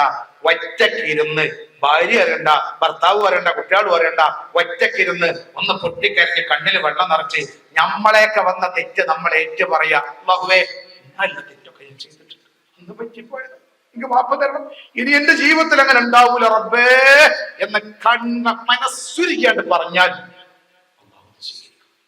നമ്മൾ, കാരണം നമ്മളെ വലിയ തെറ്റും ചെയ്തില്ലല്ലോ. ഇതാ ആരുകൊണ്ടല്ലേ എല്ലാവരും ബേജാറ്. നമ്മൾ നോക്കൂ, നിങ്ങൾ 99 ആളെ കൊന്ന, 99 മനുഷ്യനെ കൊന്ന ഒരാള് ഒരു പണ്ഡിതനോട് പോയി പറഞ്ഞാൽ, ഞാൻ 99 ആളെ കൊന്നിട്ടുണ്ട്, എനിക്ക് മാപ്പുണ്ടോ? ആ പണ്ഡിതൻ കുറച്ച് സ്ട്രോങ് ഉള്ള ദിവസ. അയാള് പറഞ്ഞു 99 മനുഷ്യന്മാരെ വന്നിട്ട് മാപ്പ. അവസാനം അയാള് ആ മൂലേരി കൊന്നൻ 100 പൂർത്തിയാക്കി സെഞ്ചുറി അടിച്ചയാള്. എന്നിട്ട് ഇയാള് വേറെ നല്ല മൂലയോട് പോയി ചോദിച്ചാലോ, വല്ല മൂലേരെ ഞാൻ 100 ആളെ കൊന്നക്കണം, എന്നാ മാപ്പേരോ? മൂലേര് പറഞ്ഞു, മനസ്സറിഞ്ഞുകൊണ്ട് പക്ഷാതപിച്ച് ഇനി ആ തെറ്റിലേക്ക് പോകൂല എന്ന് എനിക്ക് ഉറപ്പിക്കോ, അല്ലാഹുവിനോട് പക്ഷാതപിക്കോ, പഠിച്ചോ മാപ്പേ. അദ്ദേഹം പക്ഷാതപിക്കാൻ മുന്നോട്ട് വന്നു. അള്ളാഹ് മാപ്പ് കൊടുത്തു. ആ മനുഷ്യൻ സ്വർഗാവകാശിയായി മാറിയെന്ന് മുഹമ്മദ് മുസ്തഫ. ഉറക്കച്ചൊല്ലു, മുഹമ്മദ് മുസ്തഫ സല്ലല്ലാഹു അലൈഹി വസല്ലം. നമ്മൾ 100 കൊതുകിനെ കൊന്നിട്ടുണ്ടാവോ? ഉണ്ടാവും, സംശയമാണല്ലേ. പഴയ കാലത്തൊക്കെ കൊതു അത്ര തോന്നുന്നത്. ഇപ്പൊ അത്ര വലിയ കൊതൊന്നും ഇല്ല. ഇപ്പൊ കൊതൊക്കെ നമ്മളെക്കാൾ വലിയ VIP ആണ്. നേരല്ലേ ഒരിക്കൽ തീരെ. അങ്ങനെ മകന് നേരത്തൊന്ന് വരുമെന്ന് പറഞ്ഞാണ് ഞങ്ങൾക്ക് നേരം ഞാൻ പോട്ടാണ് ഒരു പിന്നെ സുബൈക്ക് വരുള്ളൂ. നമ്മളെ പോലെ തന്നെ ധൃതിയാണ്. ഇപ്പൊ കൊതുവിനെ പോലും കൊല്ലാൻ കിട്ടണില്ല. അങ്ങനത്തെ നമ്മളൊക്കെ 100 മനുഷ്യന്മാരെ കൊന്നിക്കണം. നമ്മളെയൊക്കെ നമ്മൾ റബ്ബിനോട് പഠിച്ചോനെ പറ്റിപ്പോയെന്ന് പറഞ്ഞ നമ്മളെയൊക്കെ വന്ന തെറ്റ് അള്ളാഹ് മാപ്പ് തരും. കലീമുല്ലാഹി മൂസ അലൈഹിസ്സലാത്തു വസ്സലാം മഴയ്ക്ക് വരുന്ന കഥ പറയുന്നുണ്ട്. മഴയ്ക്ക് വേണ്ടി ഇതായിരുന്നു അള്ളാഹു, മഴയ്ക്ക് വേണ്ടി ഇതായിരുന്നു അള്ളാഹു പറഞ്ഞ മൂസ മഴ തരണമെങ്കിൽ നീ നിങ്ങളെ ദ്വാരക്കണ സദസ്സില് ഒരു വ്യഭിചരിക്കുന്ന ആളുണ്ട്, അയാളോട് പോകാൻ പറയണം എന്ന് പറഞ്ഞാൽ അയാൾ ആ സദസ്സിൽ ഉണ്ടായ ഉത്തരം കിട്ടൂല. മൂസാ നബി അലൈഹി സ്വലാത്തു വസ്സലാം പറഞ്ഞ പോലെ ഈ സദസ്സിൽ വ്യഭിചരിക്കുന്ന ഒരാളുണ്ട്, അയാൾ പോകണം. അയാൾ പോകും. ചിലപ്പോ ആ നാട്ടിലെ കാര്യപ്പെട്ട ആളാണ് ഈ കാര്യം. വീണ്ടും ആ സദസ്സിൽ നിന്ന് അയാൾ എഴുന്നേറ്റ് പോകണം. ആ സദസ്സിൽ നിന്ന് അയാൾ പോകൂല എന്ന് മാത്രമല്ല, മൂത്രയിക്കാൻ പോലും ഒരാളാ നേരത്തെ പോകില്ല. കാരണം നീച്ച അപ്പൊ പറയില്ല, അത് കൊണ്ടാണോ അവന് അറിയില്ല ആൾക്കാർ. അതുകൊണ്ട് എല്ലാവരും മുമ്പൊക്കെ ഞാൻ ഒരു വെള്ളിയാഴ്ച ജുമാക്ക് പ്രസംഗിക്കാൻ പോയപ്പോ റമദാനാ പ്രസംഗിക്കാൻ നീശുന്നപ്പോ സദസ്സിലൊക്കെ എഴുന്നേറ്റ് പോയി. ആ മൂലക്ക് ഇരുന്ന് ഉറങ്ങണ കുറച്ച് വയസ്സന്മാർ, അടവ് തെറ്റ് അസലാം കൊടുത്ത കുറച്ച് വയസ്സന്മാർ മാത്രമുണ്ട് മൂലക്ക്. ബാക്കിയൊക്കെ എഴുന്നേറ്റ് പോവുകയാണ്. പിറ്റത്തെ വെള്ളിയാഴ്ച പ്രസംഗിക്കാൻ വേണ്ടി പോയപ്പോ എഴുന്നേറ്റാണ് ആർത്തത്തിൽ വേഗം നിശ്ചയാണ്. ഞാൻ പറഞ്ഞു, നോമ്പുള്ള എല്ലാവരും ഇവിടെ ഇരിക്കണം, നോമ്പില്ലാത്തവരൊക്കെ എന്നൊരു ചോറേ കണ്ടൊരു പെരുമി കൂടിയാണ്. എല്ലാരും അവിടെ ഇരുന്ന് മറ്റവന്റെ മുഖത്തേക്ക് ഇങ്ങനെ നോക്കുക. ഒറ്റ കുട്ടി നീക്കണില്ല. എനിക്കറിയാം രണ്ടിന് മുട്ടിയാൻ പോലും നീക്കൂല. കാരണം എന്താ, നീച്ചപ്പ പറയാ നീച്ചെന്ന് അറിയാം ആൾക്കാർ എന്ന് പറഞ്ഞ മാതിരി ആ സമയത്ത് ആര് എഴുന്നേറ്റാലും പ്രശ്നമാണ്. പക്ഷെ ഈ മനുഷ്യൻ ഉറപ്പാണ്, ഞാൻ ഇപ്പൊ മാനം കടാൻ പോവുകയാണ്, ഞാൻ ഇപ്പൊ വഷളാകാൻ പോവുകയാണ്. ആ മനുഷ്യൻ ഇവിടെ ഇരുന്നോട് മനസ്സങ്ങ് പൊട്ടി നാവുകൊണ്ട് പറഞ്ഞ അടുത്തുള്ളവര് കേൾക്കും. മനസ്സങ്ങ് പൊട്ടി ചെയ്തത് പക്ഷാതപിച്ച് മടങ്ങുകയും ഞാൻ തെറ്റ് ചെയ്യില്ല റബ്ബേ എന്ന് മനസ്സുകൊണ്ട് ശപഥം ചെയ്യുകയും ചെയ്തതോടെ അല്ലാഹു സുബ്ഹാനഹു വ തആല അവരുടെ എല്ലാ തെറ്റുകളും മാപ്പ് നൽകിയെന്ന് മാത്രമല്ല, മൂസാ നബിക്ക് വഹി കൊടുത്തു പോയിരുന്നോളൂ ആ ഒറ്റ മനുഷ്യന്റെ പ്രാർത്ഥന മതി, ആമീൻ മതി, ഞാൻ സ്വീകരിക്കാം. കാരണം ഇന്ന് ആ മനുഷ്യൻ അല്ലാഹുവിന്റെ പൊരുത്തപ്പെട്ട അടിമയാണ്. അപ്പൊ നമ്മൾ ചെയ്യേണ്ടത് അല്ലാഹുവിനോട് തൗബ ചെയ്യണം, നന്നായി മനസ്സറിഞ്ഞ് തൗബ ചെയ്യണം. അതോടൊപ്പം ഇവിടെ പറഞ്ഞല്ലോ എന്ത്, നമ്മൾ ആരോടെങ്കിലും വല്ലതുമുണ്ടെങ്കിൽ അവരോട് കൊണ്ട് പൊരുത്തപ്പെടിക്കണം. ആ വെറുപ്പും വിരോധവും വിദ്വേഷവുമായി ആരും അങ്ങോട്ട് പോകണ്ട. അങ്ങോട്ട് പോയാൽ അവിടെ വെച്ച് നമ്മൾ ഇടങ്ങാറാകും, പ്രയാസങ്ങൾ വരും. അവിടെ വെച്ചാൽ അവിടെ എത്തിയ വളർന്നവர்கள் പ്രയാസങ്ങൾ സന്തോഷമായി തോന്നണം. അതാണ് ഹാജികളുടെ അടിസ്ഥാന കാര്യം. അവിടുന്നുള്ള എന്തൊരു പ്രയാസം വന്നാലും അതൊക്കെ അൽഹംദുലില്ലാഹ് എന്റെ റബ്ബിലേക്ക് നൽകുന്ന പരീക്ഷയാണ് എന്ന് പുഞ്ചിരിയോടെ സ്വീകരിക്കാനുള്ള മനസ്സ് പടച്ചോൻ തരണം. അല്ലാഹു തൗഫീഖ് നൽകട്ടെ. എങ്കിലേ വിജയിക്കും. എന്തൊരു ബുദ്ധിമുട്ട് വന്നാലും അതൊക്കെ സഹിക്കാനുള്ള കരുത്ത് ആ പുണ്യമായ ഹജ്ജിൽ ഉണ്ടാകുമ്പോഴേ ഹജ്ജ് ഹജ്ജാവും. അല്ലാതെ ഹജ്ജ് രസത്തിന്റെ കഥയല്ല, സന്തോഷത്തിന്റെ ചരിത്രമല്ല. ഇവിടെ പറഞ്ഞതുപോലെ ഹജ്ജ് ത്യാഗത്തിന്റെ കഥയാണ്. പ്രയാസങ്ങൾ ഉണ്ടാകും, ആരും പ്രയാസങ്ങൾ ഉണ്ടാവില്ല എന്ന് കരുതി അങ്ങോട്ട് പോകണ്ട. എല്ലാ സുഖവും കിട്ടണമെന്ന് കരുതി പോകണ്ട. ഇപ്പൊ എത്ര സൗകര്യങ്ങൾ ചെയ്തു തന്നാലും റൂമിൽ 4 ആളോ 5 ആളോ താമസിക്കാം. ഈ 4 5 ആള് ആരെ? ഈ 4 5 ആള് 4 5 വാപ്പാന്റെ മക്കളല്ലേ? ഒരു വാപ്പാന്റെ 4 മക്കളല്ലല്ലോ ഒരു റൂമിൽ താമസിക്കുക. ഹജ്ജിന് പോയാലും ഉംറക്ക് പോയാലും ടെന്റിൽ പോയാലൊന്നും 4 ആളുണ്ടെങ്കിൽ 4 വാപ്പാന്റെ മക്കളാ താമസിക്കണത് അല്ലേ? ഈ മക്കള് നാട്ടില് എന്താ അവസ്ഥ എന്നറിയില്ല. ഈ 4 പെണ്ണുങ്ങൾ ചിലപ്പോ അതിൽ കരിമൂർക്കുണ്ടാവും, രാജവമ്പാലുണ്ടാവും, 8 അടി മൂർക്കൻ ഉണ്ടാവും. പാവം വെറുതെ ഇങ്ങനെ ഇരുന്ന് കാണ്ട് സ്വകാര്യത്തിൽ പോയി ആളെ കുത്തണേ ചുരുച്ചുണ്ടാവും. പല സൈസും ഉണ്ടാവും അതിന്റെ ഉള്ളിൽ ജീവിക്കുമ്പോ തന്നെ പ്രയാസം തന്നെയല്ലേ. ഇങ്ങേപ്പുറത്തെ ഒരാൾ ബാത്റൂമിൽ പോകും, അയാൾ ഇങ്ങനെ വിശ്വാസമായിട്ട് അവിടെ ഇരുന്ന് ഓന്നാക്കുമ്പോ ഇയാൾക്ക് കൂട്ടിയിട്ടുണ്ടാവും. ഇവിടെ പറഞ്ഞോളാം എന്റെ വരി പൈസ കൊടുത്താലേ ഞാൻ ഇറങ്ങിയിട്ട് വൈക്കാണ് കയറണമെന്ന് പറഞ്ഞാൽ അതോടുകൂടെ എല്ലാം ഇറപ്പായി. നേരെ മറിച്ച് വേദനയും പ്രയാസങ്ങളും വരുമ്പോ അത് രസമായി മനസ്സിൽ തോന്നണം, ആനന്ദമായി തോന്നണം. 4 ആളോ റൂമിൽ താമസിക്കാം. ഒരു പെണ്ണിന് പനി ബാധിച്ചപ്പോ ആ പെണ്ണ് ബെഡിൽ മൂത്രയിച്ചു. ആ ബാക്കിയുള്ള പെണ്ണുങ്ങൾ അമീറിനോട് പോയിട്ട് പറയാണല്ലോ, ആ തള്ള ഞങ്ങളെ റൂമിൽ നിന്ന് മാറ്റി തരണം, ബെഡിലൊക്കെ മൂത്രയിച്ചിരുന്നു. ഓരൊക്കെ എന്തിനു വന്നതാ? ഹജ്ജിന് വന്നതാ? ഇവിടുന്ന് പോകുന്നതിന്റെ മുമ്പേ നമ്മൾ തീരുമാനിക്കണം, അങ്ങനത്തെ ഒരു അവസ്ഥ വന്നാൽ ഞാനായിരിക്കും ആ മൂത്രം കഴുകി കൊടുക്കുക, ഞാനാകും ആ ബെഡ് ശുദ്ധിയാക്കി കൊടുക്കുക. കാരണം അവർക്ക് രോഗം കൊടുത്ത അല്ലാഹു നാളെ എനിക്കും രോഗം തരാലോ. അറിയാതെ മൂത്രമൊഴിച്ചു പോയി പാവപ്പെട്ട സ്ത്രീയെങ്കിൽ നാളെ എനിക്ക് എന്റെ റബ്ബ് രോഗം വന്നിട്ട് അറിയാതെ ഞാൻ വിസർജിച്ചു പോയാലോ. അതുകൊണ്ട് ഞാൻ കഴുകി കൊടുക്കും ആ മൂത്രം എന്ന് പറയുന്ന ഒരു ചിന്ത അത് ഇവിടുന്ന് തന്നെ ഉണ്ടാക്കിയിട്ട് വേണം ആ പുണ്യഭൂമിയിലേക്ക് പോകാൻ. അല്ലാഹു തൗഫീഖ് നൽകട്ടെ. എന്നാൽ പിന്നെ ഹജ്ജിൽ ഒരു പ്രയാസം ആർക്കും ഉണ്ടാവില്ല. മസാലകളൊക്കെ നമ്മളെ കൊണ്ട് കഴിയുന്ന അത്ര പഠിക്കുക, അല്ലെങ്കിൽ അന്വേഷിച്ച് നമ്മൾ കഴിവിന്റെ പരമാവധി പഠിക്കുക. അതിന്റെ മുമ്പ് ഇവിടുന്ന് പോകുന്നതിന് മുമ്പ് ഈ ഒരു മനസ്സ് നമ്മൾ സ്ഥാപിച്ചെടുക്കണം. അതിന് വേണ്ടത് ആരോടെങ്കിലും എന്തെങ്കിലും നമ്മൾ തമ്മിലുണ്ടെങ്കിൽ അവരെ കൊണ്ട് നമ്മൾ പൊരുത്തപ്പെടിക്കണം. ഓരോട് പോയിട്ട് നമ്മൾ പറയണം, ഒരു മടി കാണിക്കണ്ട, പോയിട്ട് പറയണം നമ്മൾ അങ്ങനെ ചെറിയൊരു ഇതുണ്ട്, മാപ്പ എന്നെ പൊരുത്തപ്പെട്ട് എറിഞ്ഞട്ട. അള്ളാഹുവിന്റെ പ്രവാചകർ മുഹമ്മദ് മുസ്തഫ സ്വല്ലല്ലാഹു അലൈഹി വസല്ലമ തങ്ങളുടെ ഇഷ്ടപ്പെട്ട മഹാനായ സ്വഹാബി അബൂ ഹുറൈറ റളിയല്ലാഹു അൻഹു ഒരു സദസ്സിൽ ഇങ്ങനെ ഇൽമു പറഞ്ഞു കൊടുത്തുകൊണ്ടിരിക്കുമ്പോൾ ബഹുമാനപ്പെട്ടവര് പറഞ്ഞു, കുടുംബത്തിൽ ആരോടെങ്കിലും വല്ല തെറ്റ് പണക്കങ്ങൾ എന്തെങ്കിലും ഉള്ളവർ ഈ സദസ്സിലുണ്ടെങ്കിൽ ഇവിടുത്തെ എഴുന്നേറ്റ് പോകണമെന്ന് പറഞ്ഞു. ഇവിടെ ഇരിക്കരുത്, ഈ സദസ്സിൽ ഇരിക്കരുത്. അപ്പോ ആ കൂട്ടത്തിൽ നിന്നൊരു സ്വഹാബി ബേക്കിലൂടെ എല്ലാം തട്ടി സലാമത്താക്കി.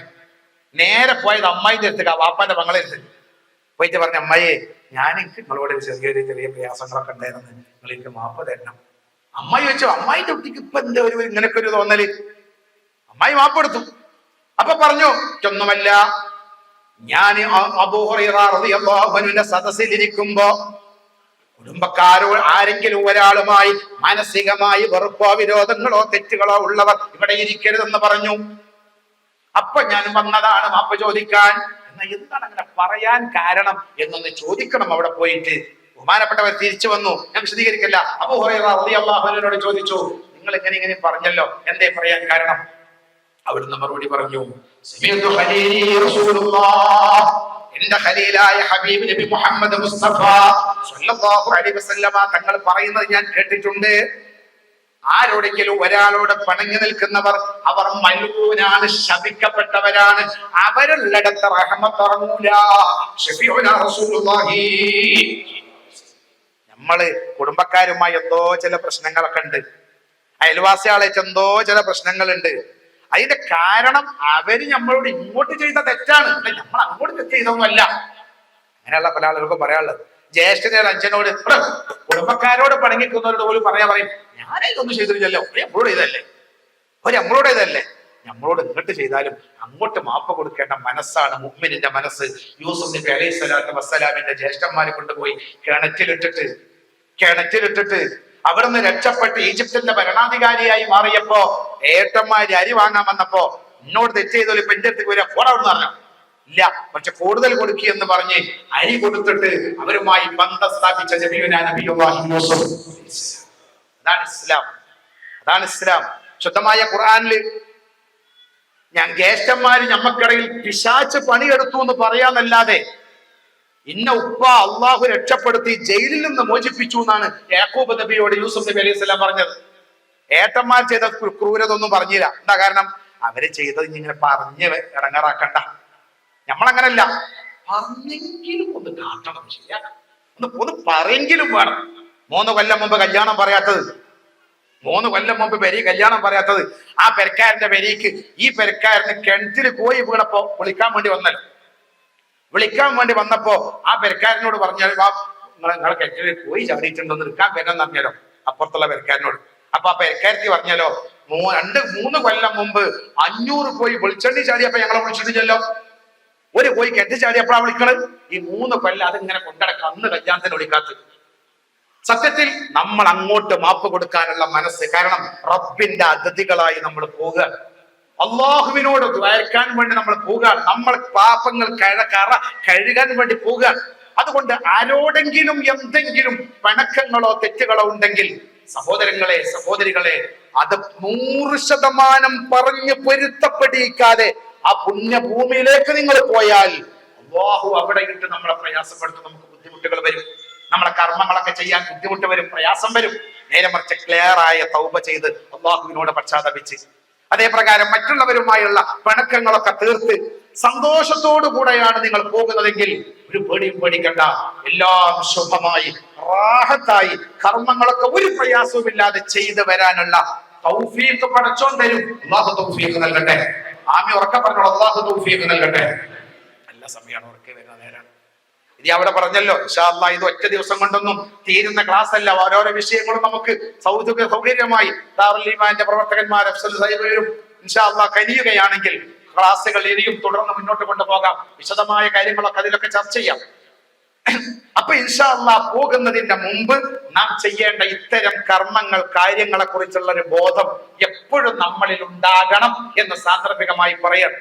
നമ്മൾ പോകുന്നതിന്റെ മുമ്പ് സഹിക്കാനും ക്ഷമിക്കാനും ഇവിടുന്ന് പഠിച്ച് എല്ലാരോടും മാപ്പ് ചോദിച്ച് പരിശുദ്ധമായ ഒരു മനസ്സോട് കൂടെ ആ പുണ്യഭൂമിയിലേക്ക് പോവുക. ഹാജ് പോകുന്നത് 3 കർമ്മങ്ങൾ ചെയ്യാനാണ്. അല്ലാഹു തൗഫീഖ് നൽകട്ടെ. 3 കർമ്മങ്ങൾ ചെയ്യാനാണ് ഹാജി ആ പുണ്യഭൂമിയിലേക്ക് പോകുന്നത്. ഒന്ന് ഉംറ, അല്ലാഹു തൗഫീഖ് നൽകട്ടെ. രണ്ടാമത്തെ ഒന്ന് ഹജ്ജ്, അല്ലാഹു തൗഫീഖ് നൽകട്ടെ. മൂന്നാമത്തത് മാണിക്കക്കല്ലായ റസൂലുള്ളാഹി മുഹമ്മദ് റസൂലുള്ളാഹി സ്വല്ലല്ലാഹു അലൈഹി വസല്ലമ തങ്ങളുടെ സിയാറത്ത്. ഈ 3 പ്രവർത്തനങ്ങളാണ് നമ്മളുടെ ഈ യാത്ര കൊണ്ട് ലക്ഷ്യമിടുന്നത്. ഗവൺമെന്റിൽ പോകുന്ന ആളുകൾ, പ്രൈവറ്റ് ഗ്രൂപ്പിൽ പോകുന്ന ആളുകൾക്കൊക്കെ ഇതാണല്ലോ 3 കാര്യം. ഒന്നാമത്തത് ഉംറ. പ്രൈവറ്റ് ഗ്രൂപ്പുകളിൽ പോകുന്ന ആളുകൾ ആദ്യമായി ഫസ്റ്റ് പോകുന്നവരൊക്കെ മക്കയിലേക്കാകും പോവുക. മക്കയിലേക്ക് പോയാൽ 15ഓളം ദിവസം അവിടെ ഉംറയും കർമ്മങ്ങളൊക്കെ ചെയ്തുകൊണ്ട് ആ പുണ്യമായ ഭൂമിയിൽ ഉണ്ടാകും. അത് കഴിഞ്ഞാണ് മദീനയിലേക്ക് പോവുക. ഹബീബിന്റെ സിയാറത്തുകളും മദീനയിലുള്ള താമസവും കഴിഞ്ഞ് തിരിച്ചു വരുന്ന സമയത്ത് ദുൽഹുലൈഫ എന്ന് പറയുന്ന മദീനക്കാരുടെ മീഖാത്തിൽ നിന്നുകൊണ്ട് ഇഹ്റാം ചെയ്തുകൊണ്ടാണ് പിന്നെ മക്കയിലേക്ക് വരുന്നതും മിനയിലും അറഫയിലും മുസ്ദലിഫയിലേക്കൊക്കെ ഹജ്ജിന്റെ കർമ്മങ്ങളിലേക്ക് കടക്കുന്നത്. എന്ന ഒരു വിഭാഗം ആളുകൾ നേരെ പോകുന്നത് മദീനയിലേക്കാകും. മദീനയിലെ സിയാറത്തും കാര്യങ്ങളൊക്കെ കഴിഞ്ഞ് തിരിച്ചു വരുമ്പോ ദുൽഹുലൈഫയിൽ നിന്നുകൊണ്ട് ഇഹ്റാം ചെയ്ത് ഉംറയ്ക്ക് ഇഹ്റാം ചെയ്തുകൊണ്ടാണ് അവർ മക്കയിലേക്ക് പലരും വരിക. ഞാൻ എന്റെ വിവിധ ഇഹ്റാമിന്റെ വിവിധ രൂപങ്ങളെ കുറിച്ചല്ല പറയുന്നത്. അങ്ങനെ വന്നു കഴിഞ്ഞാൽ അവർ ഉംറ ചെയ്തുകൊണ്ട് മക്കയിൽ കഴിയുകയും ഹജ്ജിന്റെ സമയമാകുമ്പോ മക്കയിൽ വെച്ചുകൊണ്ട് ഇഹ്റാം ചെയ്ത് മിനയിലും അറഫയിലും മുസ്ദലിഫയിലും മറ്റു കർമ്മങ്ങളിലൊക്കെ പോയി ഹജ്ജ് പൂർത്തിയാക്കുകയും ചെയ്യും. അവർ അറുക്കേണ്ടി വരും എന്ന് മാത്രം. അവരറുക്കണം. കാരണം അവർ മക്കയിൽ വെച്ചുകൊണ്ട്, താമസ സ്ഥലത്ത് കൊണ്ട് മക്കയിൽ വെച്ചുകൊണ്ടാണ് ഇഹ്റാം ചെയ്തത്. അതുകൊണ്ട് അവര് അറുക്കണം. നേരെ മറിച്ച് മദീനയിൽ നിന്ന് തിരിച്ചു വരുമ്പോ ദുൽഹുലൈഫയിൽ നിന്നുകൊണ്ട് ഇഹ്റാം ചെയ്ത് ഹജ്ജിന്റെ മീഖാത്തിൽ വെച്ച് ഇഹ്റാം ചെയ്ത് ഹജ്ജിന് ഇഹ്റാം ചെയ്ത് വരുന്നവരാണെങ്കിൽ അവർക്ക് അറവ് നിർബന്ധമില്ല. ഏതായാലും ഈ രൂപത്തിൽ ആണ് നമ്മുടെ ആ പുണ്യഭൂമിയിലേക്ക് പോകുമ്പോൾ ഉള്ള പ്രവർത്തനങ്ങൾ ഉണ്ടാവുക. അതിൽ നിന്ന് ഉംറക്ക് പോയവരാകും ഈ കൂട്ടത്തിൽ പല ആളുകളും.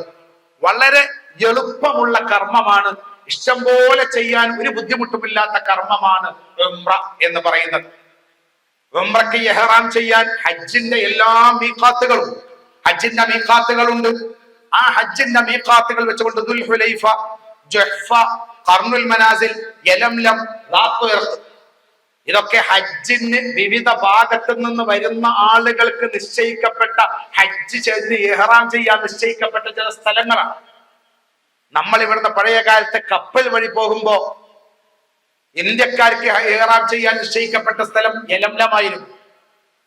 ഇന്ന് ഫ്ലൈറ്റ് വഴിയാണ് പോകുന്നത്, ത്വായിഫ് വഴിയാണ് പോകുന്നത്. അതുകൊണ്ട് നാം നേരിടുന്നത് ഖർനുൽ മനാസിലാണ്, ത്വായിഫുകാരുടെ മീഖാത്ത്, ആ ഭാഗത്ത് നിന്ന് വരുന്നവരുടെ മീഖാത്ത്. നമ്മൾ മനസ്സിലാക്കേണ്ട ഒരു വിഷയം, അങ്ങനെ ആ മീഖാത്തുകളിൽ വെച്ചുകൊണ്ട് ഉംറക്കും ഇഹ്റാം ചെയ്യാം, ഹജ്ജിനും ഇഹ്റാം ചെയ്യാം. എന്നാൽ ഉംറക്ക് മാത്രം ഇഹ്റാം ചെയ്യാൻ ഒരാള് അവിടെ നിന്നുകൊണ്ട് പോവുകയാണെങ്കിൽ നബി സല്ലല്ലാഹു അലൈഹി വസല്ലമ തങ്ങൾ ഇഹ്റാം ചെയ്ത ജിറാനത്ത്, അതേ പ്രകാരം ആയിഷ റളിയല്ലാഹു അൻഹയെ അല്ലാഹുവിന്റെ പ്രവാചകൻ ഉംറക്ക് ഇഹ്റാം ചെയ്യാൻ വേണ്ടി പറഞ്ഞയച്ച തൻഈം, അതുപോലെ ഇഹ്റാം ചെയ്യാൻ പറ്റുന്ന ഹില്ലിന്റെ ഭാഗത്തുപെട്ട ഒരു സ്ഥലമാണ് ഹുദൈബിയ. ഈ സ്ഥലങ്ങളിൽ വെച്ചുകൊണ്ട് ഉംറക്ക് ഇഹ്റാം ചെയ്യൽ പുണ്യമുള്ള സ്ഥലങ്ങളാണ്, പ്രത്യേകം നിശ്ചയിക്കപ്പെട്ട സ്ഥലങ്ങളാണ്. ഏതായാലും ഉംറ അവിടെ ചെയ്ത് ഉദ്ദേശിക്കുന്ന ആളുകൾ ഹറമിന്റെ അതിർത്തിയുടെ പുറത്ത് പോയി എവിടെ പോയും ഉംറക്ക് ഇഹ്റാം ചെയ്തുകൊണ്ട് വന്ന് ഉംറ പൂർത്തിയാക്കാം. ഉംറ പൂർത്തിയാക്കുക എന്ന് പറഞ്ഞാൽ എല്ലാവർക്കും എളുപ്പമുള്ള കാര്യമല്ലേ? ഞാനിത് മൊത്തത്തിലുള്ള ഒരു ക്ലാസ് ആയതുകൊണ്ട് ചില കാര്യങ്ങൾ പറയാം. ഇൻഷാ അല്ലാഹ് പ്രൈവറ്റ് ആയിട്ട് ഉംറയിൽ ദാറുൽ ഈമാന്റെ കീഴിൽ മാത്രം പോകുന്ന ആളുകളെ പ്രത്യേകം ക്ലാസ് വിളിക്കുകയും അവർക്ക് പോകുന്നതിന്റെ ഓരോരോ വീട്ടിൽ നിന്ന് ഇറങ്ങിക്കഴിഞ്ഞാൽ എന്ത് ചെയ്യണമെന്നും, ഇറങ്ങുന്നതിന് മുമ്പ് എന്ത് ചെയ്യണമെന്നും, എയർപോർട്ടിൽ എപ്പോഴും എത്തണമെന്നും, എങ്ങനെ എത്തണമെന്നും, അവിടെ എത്തിയാൽ എന്ത് ചെയ്യണമെന്നും എല്ലാം വഴിയായി ഇൻഷാ അല്ലാഹ് ക്ലാസ് ദാറുൽ ഈമാന്റെ കീഴിൽ പോകുന്നവർക്ക് ഉണ്ടാകും എന്ന് സാന്ദർഭികമായി അറിയിക്കുകയാണ്. എല്ലാവരും പോകുന്നവരും പോകാത്തവരും ഗവൺമെന്റിലും അല്ലാത്തവരൊക്കെ ഉള്ളത് കൊണ്ട് മൊത്തത്തിൽ ചില കാര്യങ്ങൾ സൂചിപ്പിക്കുന്നു എന്ന് മാത്രം. എളുപ്പമുള്ള, ഒരു പ്രയാസവുമില്ലാത്ത, മക്കത്ത് എത്ര ദിവസം താമസിച്ചാലും ശാരീരികമായി കഴിയുന്നവർക്കൊക്കെ എത്രയും ഉംറയ്ക്ക് ഇഹ്റാം ചെയ്യാം. ഉംറ എന്ന് പറയുന്നത് ഇഹ്റാം ചെയ്യുക, അതാണല്ലോ ഒന്ന്, അല്ലേ? ഒന്നെന്താ? ഇഹ്റാം ചെയ്യുക.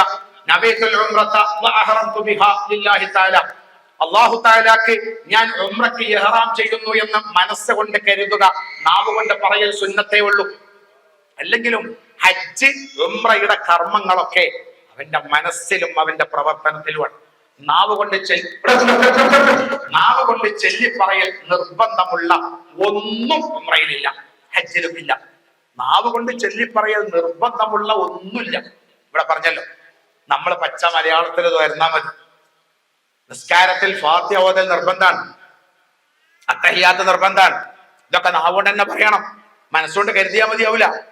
എന്നാൽ ഹജ്ജ് ഉംറകളിൽ നാവ് കൊണ്ട് പറയൽ നിർബന്ധമല്ല. ഒരുപാട് നമ്മളെ മനാസിക്കുകളിലൊക്കെ ചെല്ലേണ്ട ദിക്റുകളൊക്കെ ഉണ്ട്. സല്ലല്ലാഹു അലൈഹി വസല്ലമ തങ്ങളും സ്വഹാബികളൊക്കെ ചൊല്ലിയ ദിക്റുകളൊക്കെ, അതൊക്കെ ചൊല്ലണം, അതിന്റെ പരിപൂർണതൊക്കെ ചൊല്ലാം. നേരെ മറിച്ച് അത് ചൊല്ലിയില്ലെങ്കിൽ എന്ന് കരുതി ഹജ്ജ് കേടുവരുമോ? ഇല്ല. ഫാത്തിഹ ഓതില്ലെങ്കിൽ നിസ്കാരം പാത്തില്ല. നേരെ മറിച്ച് നാവ് കൊണ്ട് ചൊല്ലിയില്ലെങ്കിൽ ഹജ്ജിന് തകരാറുണ്ടോ? ഇല്ല. ഉംറയ്ക്ക് തകരാറുണ്ടോ? ഇല്ല. നാവ് കൊണ്ട് ചൊല്ലൽ നിർബന്ധമുള്ള ഒന്നുമില്ല.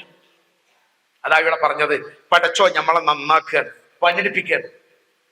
അവിടെ ഇരുന്നോ, എന്തിനാ ഇരിക്കണമെന്ന് ചോദിക്കാൻ പാടില്ല. പടച്ചോ എന്നോട് ഇരിക്കാൻ പറഞ്ഞു, ഞാൻ ഇരിക്കുക.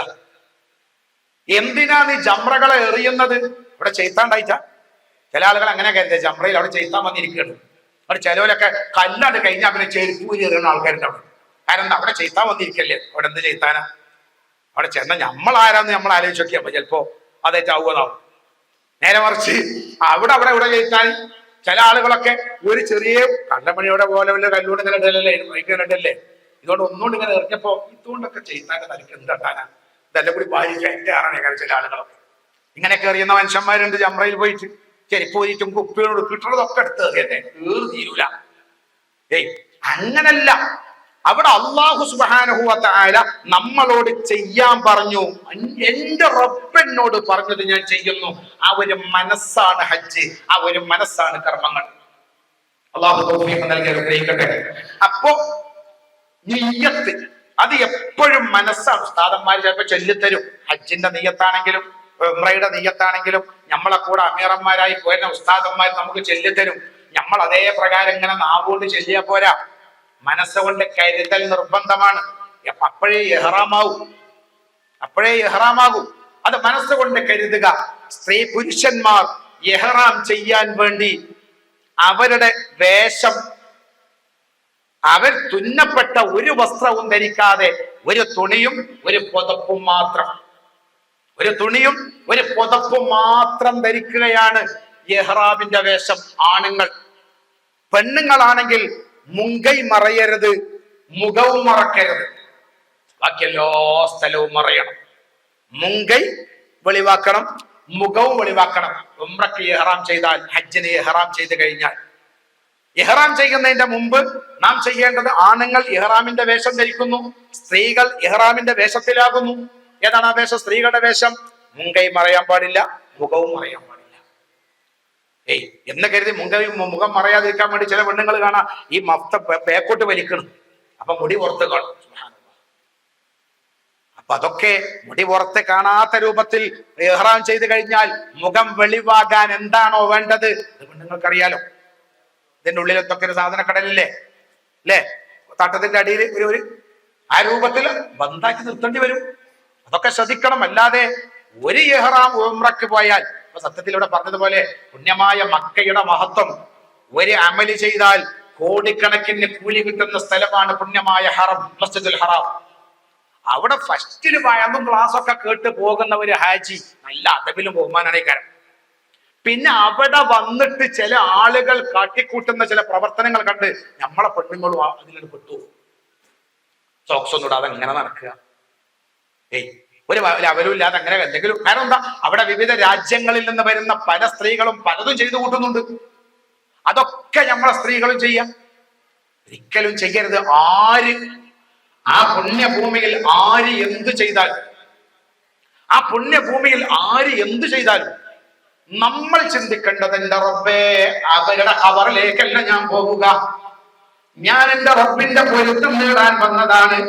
ആരെന്ത് ചെയ്താലും എന്ത് പ്രവർത്തിച്ചാലും ഞാനതൊന്നും നോക്കണ്ട, ഞാനതപോടെ മര്യാദയോടെ എന്റെ റബ്ബിന്റെ പൊരുത്തം ആഗ്രഹിച്ചുകൊണ്ട് ചെയ്യട്ടെ എന്ന ചിന്ത ആ പുണ്യഭൂമിയിൽ നിന്ന് വരുന്നത് വരെ നിലനിർത്തുക എന്നതാണ് നമ്മളിൽ മുഖ്യമായ ഘടകമായി നിലനിൽക്കേണ്ടത്.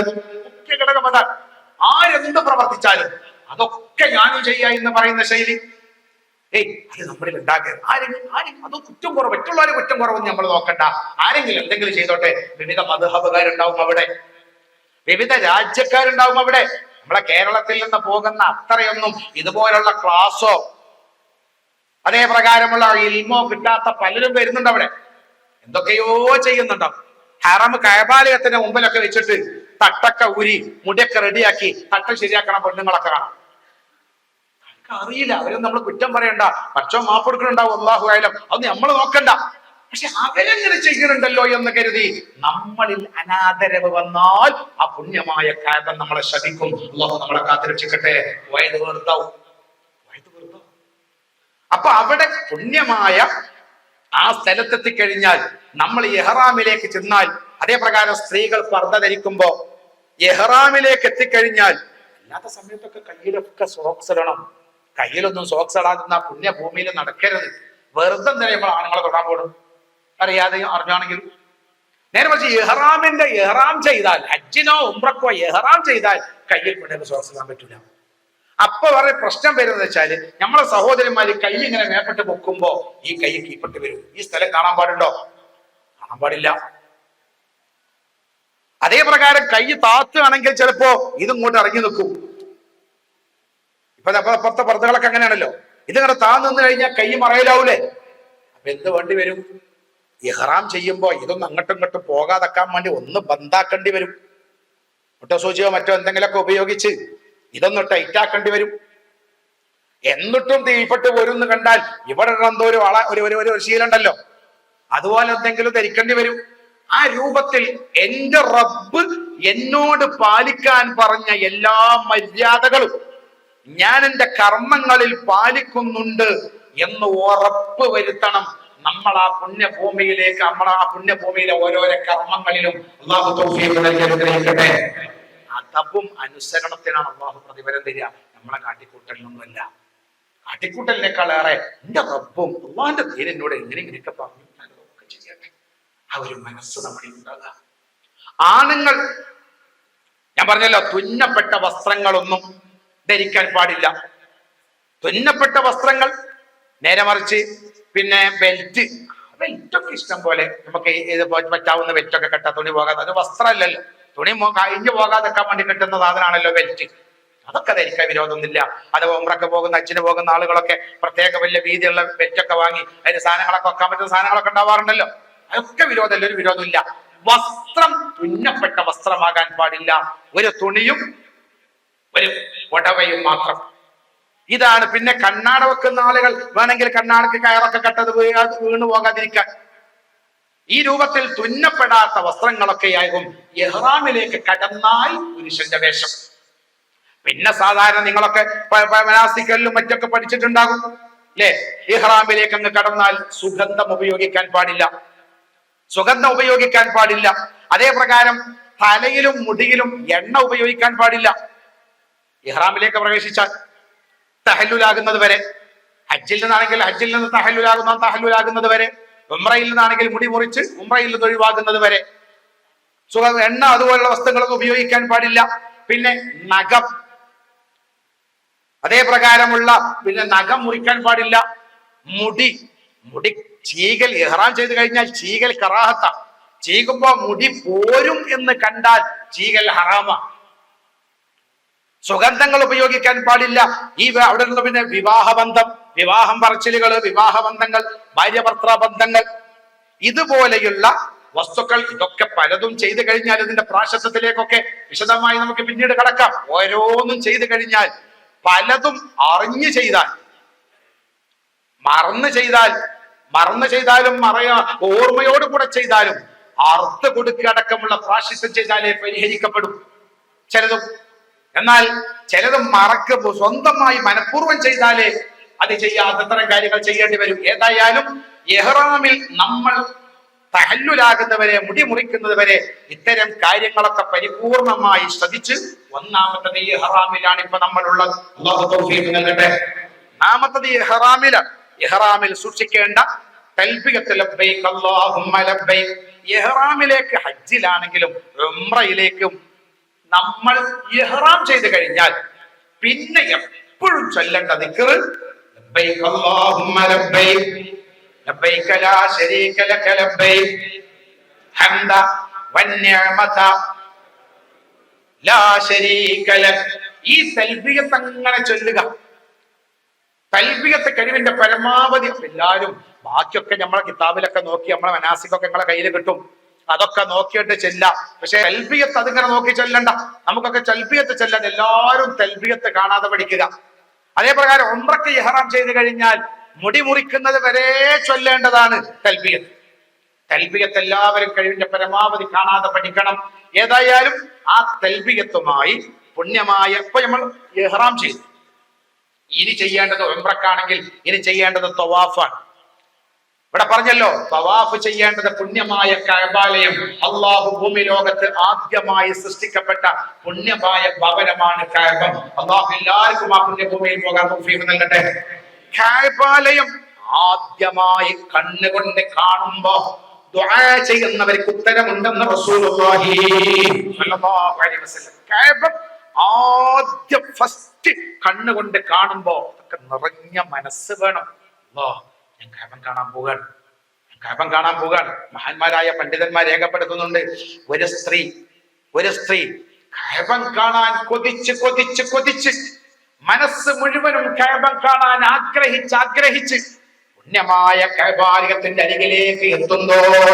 കണ്ണ് നിറഞ്ഞ് മനസ്സ് നിറഞ്ഞ് ആ കഅബ, പുണ്യമായ കഅബ അതിങ്ങനെ ആഗ്രഹിച്ച് ചിന്തിച്ച് നേരെ അങ്ങോട്ട് കഅബ കണ്ടതോടുകൂടെ പിന്നെ ഈ പെണ്ണിന് പിടിച്ചു നിൽക്കാൻ കഴിഞ്ഞില്ല.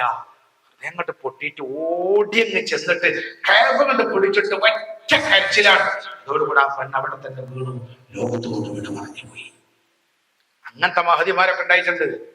നമ്മളൊക്കെ ഇപ്പോ പല ആളുകളും കഅബ ഇങ്ങനെ കാണാൻ പോകും, കഅബ കണ്ടിട്ടാ തിരക്കടിഞ്ഞല്ലേ, വലിയൊരു കെട്ടിടം പറഞ്ഞ് തിരിച്ചു പോയിരുന്ന മനുഷ്യന്മാര്, അവിടെ പോയിട്ട് പോലും മതമില്ലാതെ കളിക്കുന്ന കാട്ടിക്കൂട്ടലുകൾ അല്ലെ.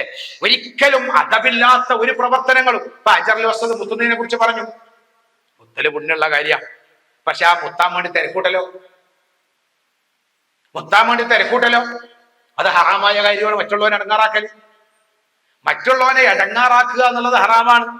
പക്ഷെ നമ്മളെ മുത്തണം എന്നുള്ള അമിതമായ ആഗ്രഹം വെച്ച് അതിന്റെ ഉള്ളിക്കാണ്ട് പോയി ബാക്കിയുള്ളവരൊക്കെ തെക്ക് തെരച്ച് ഇടങ്ങാറാക്കി പെണ്ണുങ്ങളെ തട്ടൊക്കെ തെറിച്ചു പോയി. ആ മുത്തലോട്ട് എന്താ കാര്യം? അപ്പൊ എന്താ ചെയ്യേണ്ടത്? അതബ് മഹാനായ ശൈഖുനാ മർക്കാരി ഉസ്താദ് അല്ലാഹു ആഖിറ വെളിച്ചമാക്കി കൊടുക്കട്ടെ.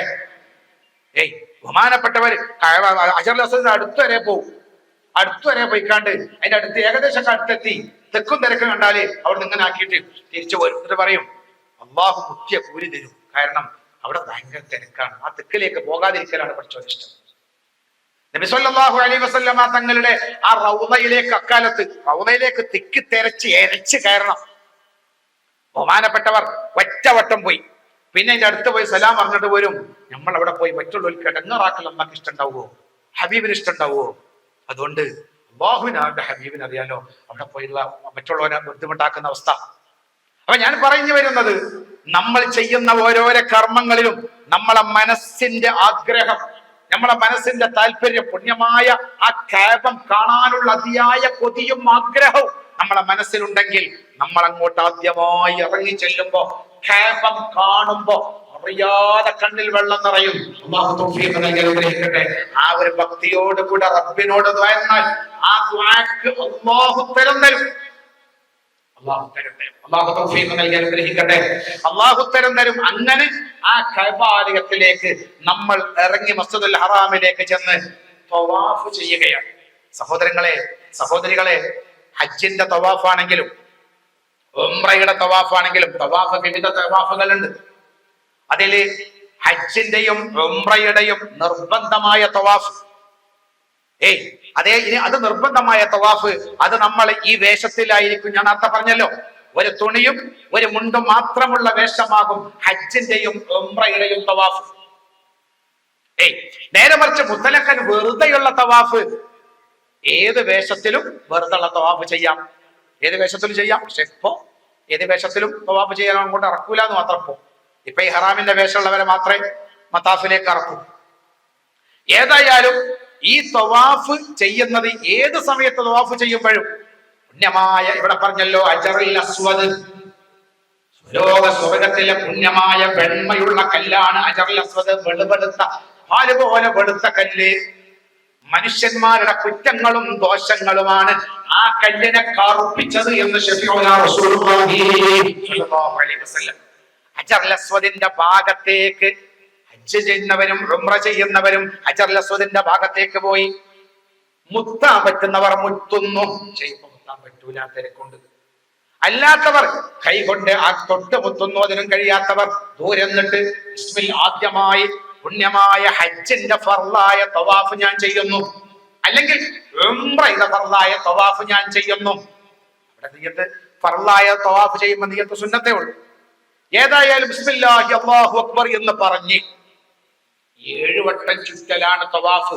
ഈ 7 വട്ടം ചുറ്റുമ്പോഴും ശ്രദ്ധിക്കേണ്ട ഒരു കാര്യം, വലത് ഭാഗം മസ്ജിദുൽ ഹറാമിന്റെ ഭാഗത്തേക്കും ഇടത് ഭാഗം കഅബാലയത്തിന്റെ ഭാഗത്തേക്കുമാകണം.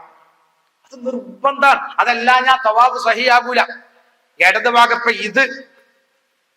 ഇത് കഅബാലയമാണെന്ന് സങ്കല്പിക്കുക എങ്കിൽ ഈ ഭാഗം, ഇടത് ഭാഗം കഅബത്തിന്റെ ഭാഗത്തും വലത് ഭാഗം മസ്ജിദുൽ ഹറാമാകുന്ന ചുറ്റുഭാഗത്തുള്ള പള്ളികളുടെ ഭാഗത്തുമായി മാത്രമേ തവാഫ് ചെയ്യാൻ പറ്റൂ.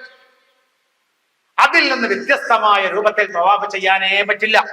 വുളൂ വേണം, വുളൂ നിർബന്ധമാണ്. വുളൂ ഇല്ലാതെ തവാഫ് ചെയ്യാൻ പറ്റില്ല. വുളൂ നിർബന്ധമാണ്, വുളൂ നിർബന്ധമാണ്.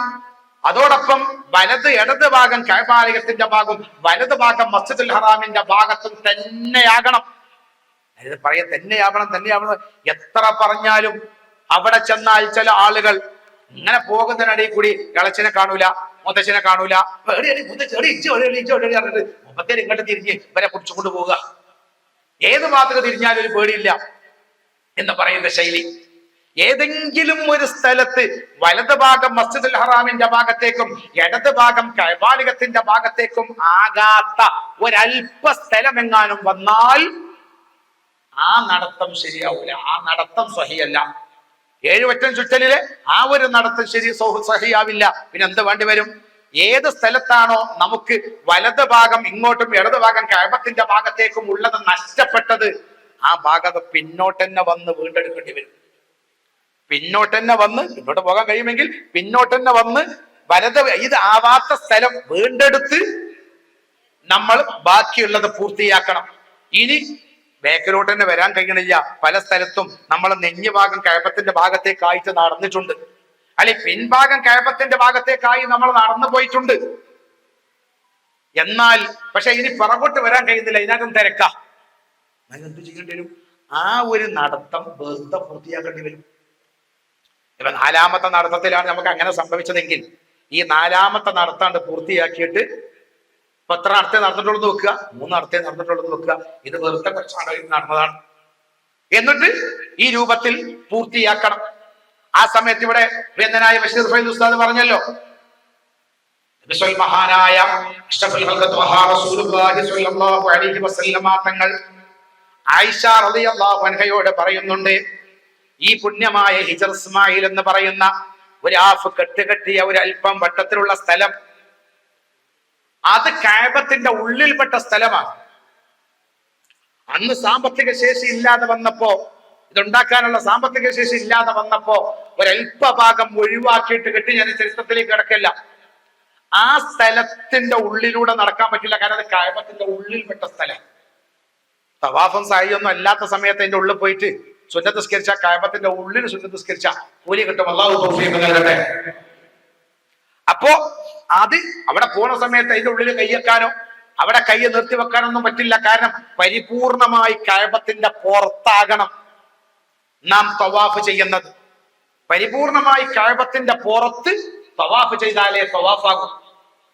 ഏതായാലും അങ്ങനെ 7 ചുറ്റ് ഇതേ രൂപത്തിൽ പൂർത്തിയാക്കിയാൽ മാത്രമേ തവാഫാകൂ. അതിൽ നിന്ന് വ്യത്യസ്തമാകുന്ന രൂപത്തിൽ വന്നാൽ അവിടെ ചെന്ന് കഴിഞ്ഞാൽ പല ആളുകൾ ഉദൂ വേണം എന്ന് പറയും. ഈ ഉദൂഇന്റെ വിഷയത്തിൽ തന്നെ മൊത്തത്തിൽ നമുക്കറിയാം ചർച്ച.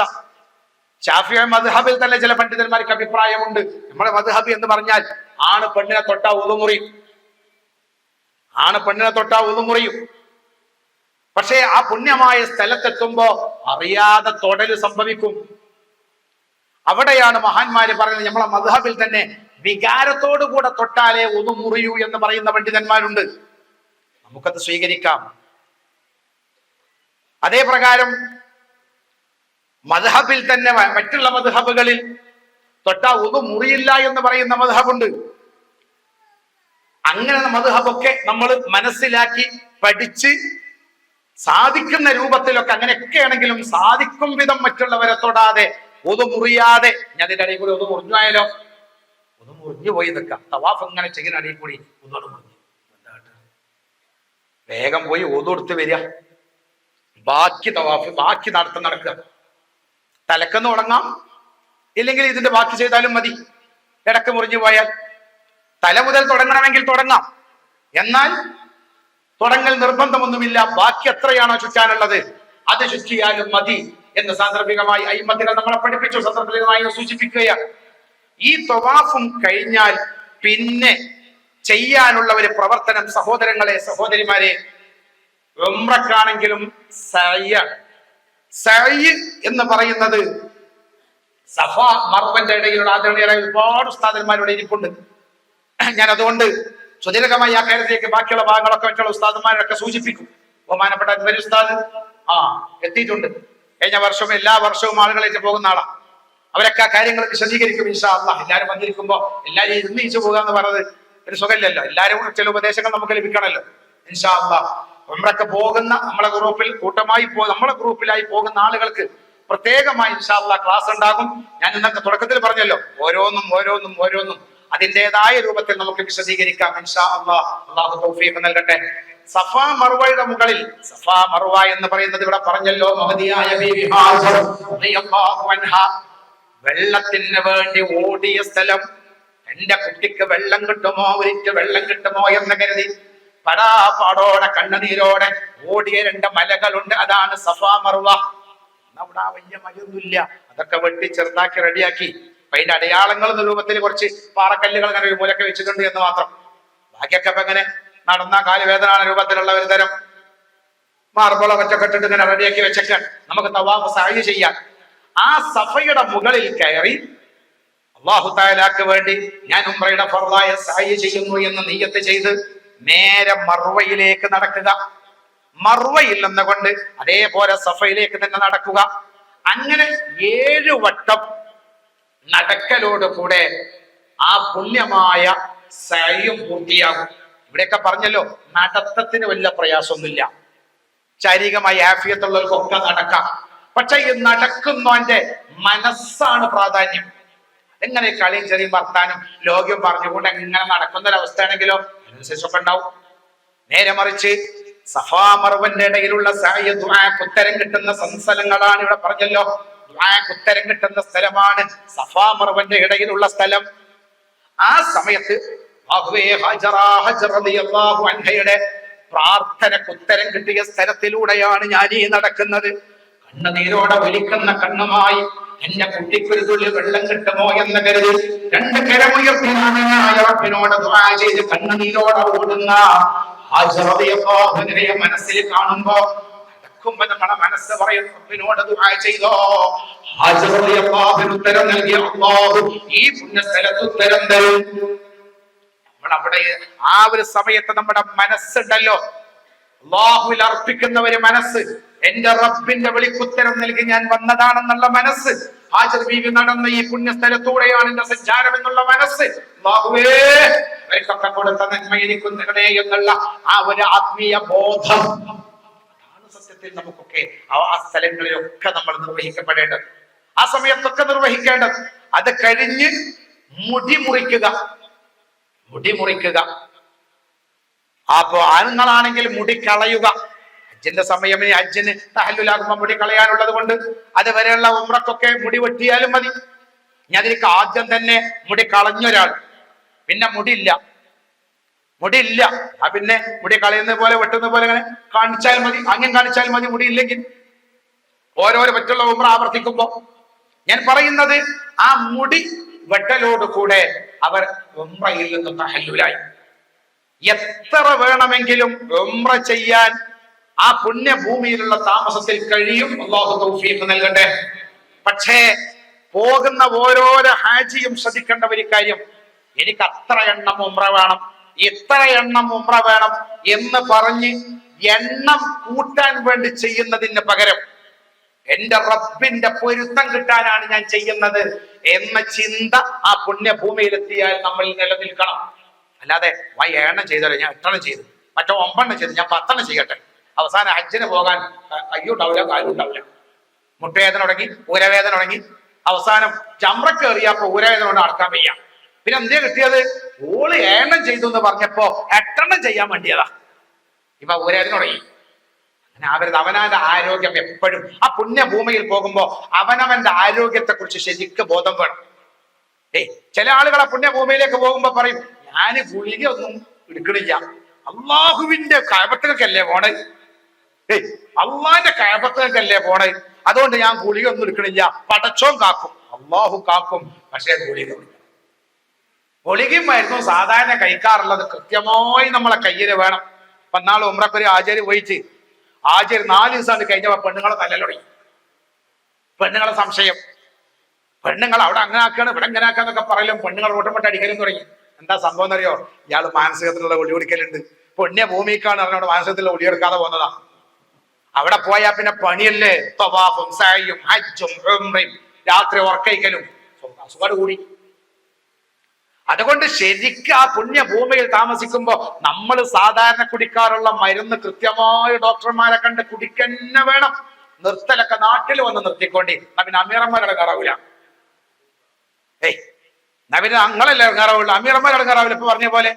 അതുകൊണ്ട് ഗുളിക മരുന്ന് കുടിക്കുന്നവരൊക്കെ എന്നെ ഭൂമിയിലേക്കല്ലേ പോണത്, അതുകൊണ്ട് ഞാൻ ഒന്നും കുടിക്കൂല എന്നൊന്നും പറയരുത്. അതേപ്രകാരം ഭക്ഷണം, ഇവിടെ പറഞ്ഞല്ലോ, ഭക്ഷണം കൃത്യസമയത്ത് ഭക്ഷണം കഴിക്കുക, നന്നായി ഭക്ഷണം കഴിക്കുക, സാധിക്കുന്ന അത്ര.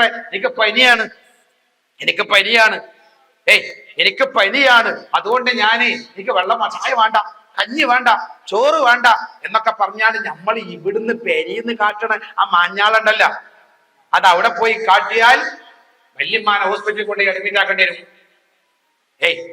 ഇവ പല ആളുകൾ ഹോസ്പിറ്റലിൽ അഡ്മിറ്റ് ആക്കുന്നത് അവർ ബന്ധപ്പെട്ട ആളുകൾ പറഞ്ഞത് തിന്നൂല, ഭക്ഷണം കഴിക്കൂല. ഇവിടെ കഞ്ഞി ഉണ്ടാവും, ചോറുണ്ടാവും, ചപ്പാത്തി ഉണ്ടാവും, ഒന്നും വേണ്ട, എനിക്ക് വേണ്ട. അവസാനം ആള് ക്ഷീണിച്ചു കഴിഞ്ഞാൽ അറഫയിലോ മുസ്ദലിഫയിലോ മറ്റൊക്കെ ഹോസ്പിറ്റലിൽ കൊണ്ട് അഡ്മിറ്റ് ആക്കും. അല്ലാഹു നമ്മളെ കാത്തുരക്ഷിക്കട്ടെ. അവിടുത്തെ ഹോസ്പിറ്റലിൽ പറഞ്ഞാൽ വലിയ ബുദ്ധിമുട്ടാ. നമ്മള് നന്നായിട്ട് വെള്ളം കുടിച്ചും കഞ്ഞി കുടിച്ചും ചോറ് കഴിച്ചും ആരോഗ്യം നിലനിർത്തുക ആ പുണ്യഭൂമിയിൽ പോയാൽ. അല്ലാതെ ഹോസ്പിറ്റലിൽ പോയിട്ട് മരുന്ന് വലിക്കാന്നാലും കരുതരുത്. ഹോസ്പിറ്റലിൽ അഡ്മിറ്റ് ആക്കിയാല് ഡോക്ടർ പോലെ ഒത്തുകൾ കൊണ്ടുപോകും, പിന്നെ നമ്മക്കൊന്നും ഉള്ളിൽ കയറാൻ പറ്റൂല. ഡോക്ടർ പറഞ്ഞ എന്താന്ന് രോഗിക്കും തിരിയില്ല, രോഗി പറഞ്ഞ എന്താന്ന് ഡോക്ടർക്കും തിരിയില്ല. പണ്ടാരോ പറഞ്ഞില്ല, ഈ കൈ കൊണ്ടിട്ട് ഈ കൈ പ്ലാസ്റ്റർ ഇട്ട് പറഞ്ഞാൽ അവസാനം രോഗി കൂടുതൽ രോഗമായി മാറുക എന്നല്ലാതെ ഒരു ബുദ്ധിമുട്ടുണ്ടാവും, വേറൊരു രക്ഷ ഉണ്ടാവില്ല. അതുകൊണ്ട് എന്ത് വേണ്ടി വരും? അതുകൊണ്ട് നന്നായി നമുക്ക് ഭക്ഷണം കഴിക്കണം. ഭക്ഷണം ഉണ്ടെങ്കിൽ ഇവിടെ പറഞ്ഞല്ലോ, പക്ഷെ ഭക്ഷണത്തിന് വേണ്ടി ജീവിക്കല്ല, പക്ഷേ നമ്മൾ ഭക്ഷണം കഴിക്കണം. അസുഖമാണെങ്കിലും പനി വന്നാലും അതൊക്കെ ഉണ്ടാവും, ക്ഷീണം, പനിയും ജലദോഷം അതൊക്കെ ഉണ്ടാവും സ്വാഭാവികമായും. പക്ഷെ അതൊക്കെ വന്നാലും പ്രയാസപ്പെട്ടിട്ടെങ്കിലും നമ്മൾ ആരോഗ്യം നിലനിർത്താൻ ഭക്ഷണം കഴിക്കുന്ന ഒരു സ്വഭാവം, നമ്മൾ അറിയും. നമ്മുടെ ആരോഗ്യത്തെ കുറിച്ചുള്ള ബോധം നമുക്ക് വേണം എന്നർത്ഥം. അല്ലാഹു തൗഫീഖ് നൽകട്ടെ. ശാരീരികമായി കഴിയണോ അതിനനുസരിച്ചുള്ള അമല് ചെയ്യാം, സാധിക്കുന്ന പരിമിതിയുള്ളവർ അതിനനുസരിച്ച് അമല് ചെയ്യാം. നാളെ മാന്യ സ്നേഹിതം പറഞ്ഞു, അയാൾ ഇങ്ങനെ ഇരുന്ന് ഖുർആൻ ഓതാണല്ലോ, ഹറമിലിരുന്ന് കാണും. ഹറമിലിരുന്ന് അയാൾ ഇങ്ങനെ ഖുർആൻ ഓതാണല്ലോ. അപ്പൊ ഇത് നേരെ പുറത്തുണ്ടല്ലോ വേറെ ഒരാള് ഖുർആനൊക്കെ നോക്കിയിട്ട് ഇങ്ങനെ പൊട്ടി പൊട്ടി പൊട്ടി കരയാണ്. അപ്പൊ ഇയാൾക്കൊരു സംശയം തോന്നി, ഈ വിശുദ്ധമായ ഖുർആനൊക്കെ നോക്കിയിട്ട് അദ്ദേഹം ഇങ്ങനെ കരയാൻ മാത്രം ഇയാളെ മനസ്സിനെ സ്വാധീനിച്ച ആയത്ത് ഏതായിരിക്കും? ഇതൊരു സംശയം. അങ്ങനെ ഇയാൾ ഓത്തൊക്കെ നിർത്തി കണ്ണീരൊക്കെ തുടച്ച് എഴുന്നേറ്റ് പോകുമ്പോ എടുത്തുണ്ടായിരുന്ന ഖുർആൻ ഓതിക്കൊണ്ടിരുന്ന സുഹൃത്ത് ഇയാളോട് ചോദിച്ചാലോ, നിങ്ങളെ മനസ്സിനെ ഇത്ര വികാരഭരിതമാക്കിയ ആയത്ത് ഏതാണ്? അപ്പൊ ഇയാള് പറഞ്ഞല്ലോ, പിന്നെ ഞാൻ ഈ ആയത്ത് കണ്ടിട്ടല്ല കരുതിയത്, എന്താ എനിക്ക് ഖുർആൻ ഓതാൻ അറിയില്ല. പക്ഷെ ഞാൻ പുണ്യമായ ഹറമിൽ വന്നിരുന്ന് പുണ്യമായ ഖുർആൻ എപ്പോഴും മറിച്ച് അയക്ക് ഇങ്ങനെ നോക്കിയിട്ട് നിന്റെ കലാമായ ഖുർആനാണല്ലോ, ഈ ഖുർആൻ എനിക്ക് ഓതാൻ അറിയില്ലല്ലോ എന്നും കരുതി ആ ഖുർആന്റെ ഓരോരോ വരിയിലേക്കും നോക്കി ഞാൻ കരയും എന്നാ മനുഷ്യൻ പറഞ്ഞു. നമ്മളൊക്കെ ഖുർആൻ ഓതിനേക്കാൾ പുണ്യം ഉണ്ടാവില്ല ആ കരച്ചിലിന്? ഉണ്ടാവില്ലേ? നമ്മളൊക്കെ ഖുർആൻ ഓതുന്നതിനേക്കാളും മഹത്വം ഉണ്ടാവും ആ കരച്ചിലിന്. അതാണ് പുണ്യം. ആ പുണ്യമായ കഅബത്തിന്റെ അരികിലാണ് ഞാൻ എത്തിയത്, പുണ്യമായ മസ്ജിദുൽ ഹറാമിലാണ് ഞാൻ ഉള്ളത്. ഞാനൊരു മൂലയിൽ ഇരുന്നിട്ട് കഴിവിന്റെ പരമാവധി അമലുകൾ ചെയ്യട്ടെ, നോക്കിയിരിക്കട്ടെ, ഇത് ചിന്തിക്കുക, കിട്ടുന്ന അവസരങ്ങളൊക്കെ അതിനുപയോഗപ്പെടുത്തുക. അതാണ് പുണ്യമായ ആ ഭൂമിയിൽ എത്തിയാൽ നാം ചെയ്യേണ്ടത്. പിന്നെ ഹജ്ജ് എന്ന് ഇവിടെ പറഞ്ഞല്ലോ, ഹജ്ജിന്റെ സമയമാകുമ്പോൾ ഹജ്ജിന് ഇഹ്റാം ചെയ്യുന്നു. ഹജ്ജിന്റെ കർമ്മങ്ങളിലേക്ക് അധികം ഞാൻ കടക്കുന്നില്ല. വേണമെങ്കിൽ സമയമുണ്ടെങ്കിൽ ഇൻഷാ അല്ലാഹ് ഇവിടെ അവസാനത്തിൽ നമുക്ക് ഇവിടെ ആശംസകൾ പ്രഭാഷണം കഴിഞ്ഞിട്ട് പറ്റുമെങ്കിൽ പറയാം. ഇല്ലെങ്കിൽ അത് വിശദമായി ഇൻഷാ അല്ലാഹ് അടുത്ത ക്ലാസ് എവിടെയാണോ അവിടെ വെച്ചുകൊണ്ട് നമുക്ക് ആ കാര്യങ്ങൾ പറയാം. അല്ലാഹു തൗഫീഖ് നൽകട്ടെ. ദുൽഹജ്ജ് 8-നാണ് ഹജ്ജ് ആരംഭിക്കുന്നത്. ദുൽഹജ്ജ് 8-നാണ് ഹജ്ജ് ആരംഭിക്കുന്നത്. ദുൽഹജ്ജ് 8-ന്റെ മുമ്പ് ഹജ്ജിന് ഇഹ്റാം ചെയ്യും. മദീനയിൽ നിന്ന് വരുന്നവർ 2 ദിവസം മുമ്പ് മദീനയിൽ നിന്ന് വരുന്നവർ ദുൽഹുലൈഫയിൽ നിന്ന് ഹജ്ജിന് ഇഹ്റാം ചെയ്യും. എന്നിട്ട് വന്ന് മിനയുടെ അടുത്തുള്ള താമസ സൗകര്യം ഒരുക്കിയിട്ടുണ്ടാകും, അവിടെ താമസിക്കും.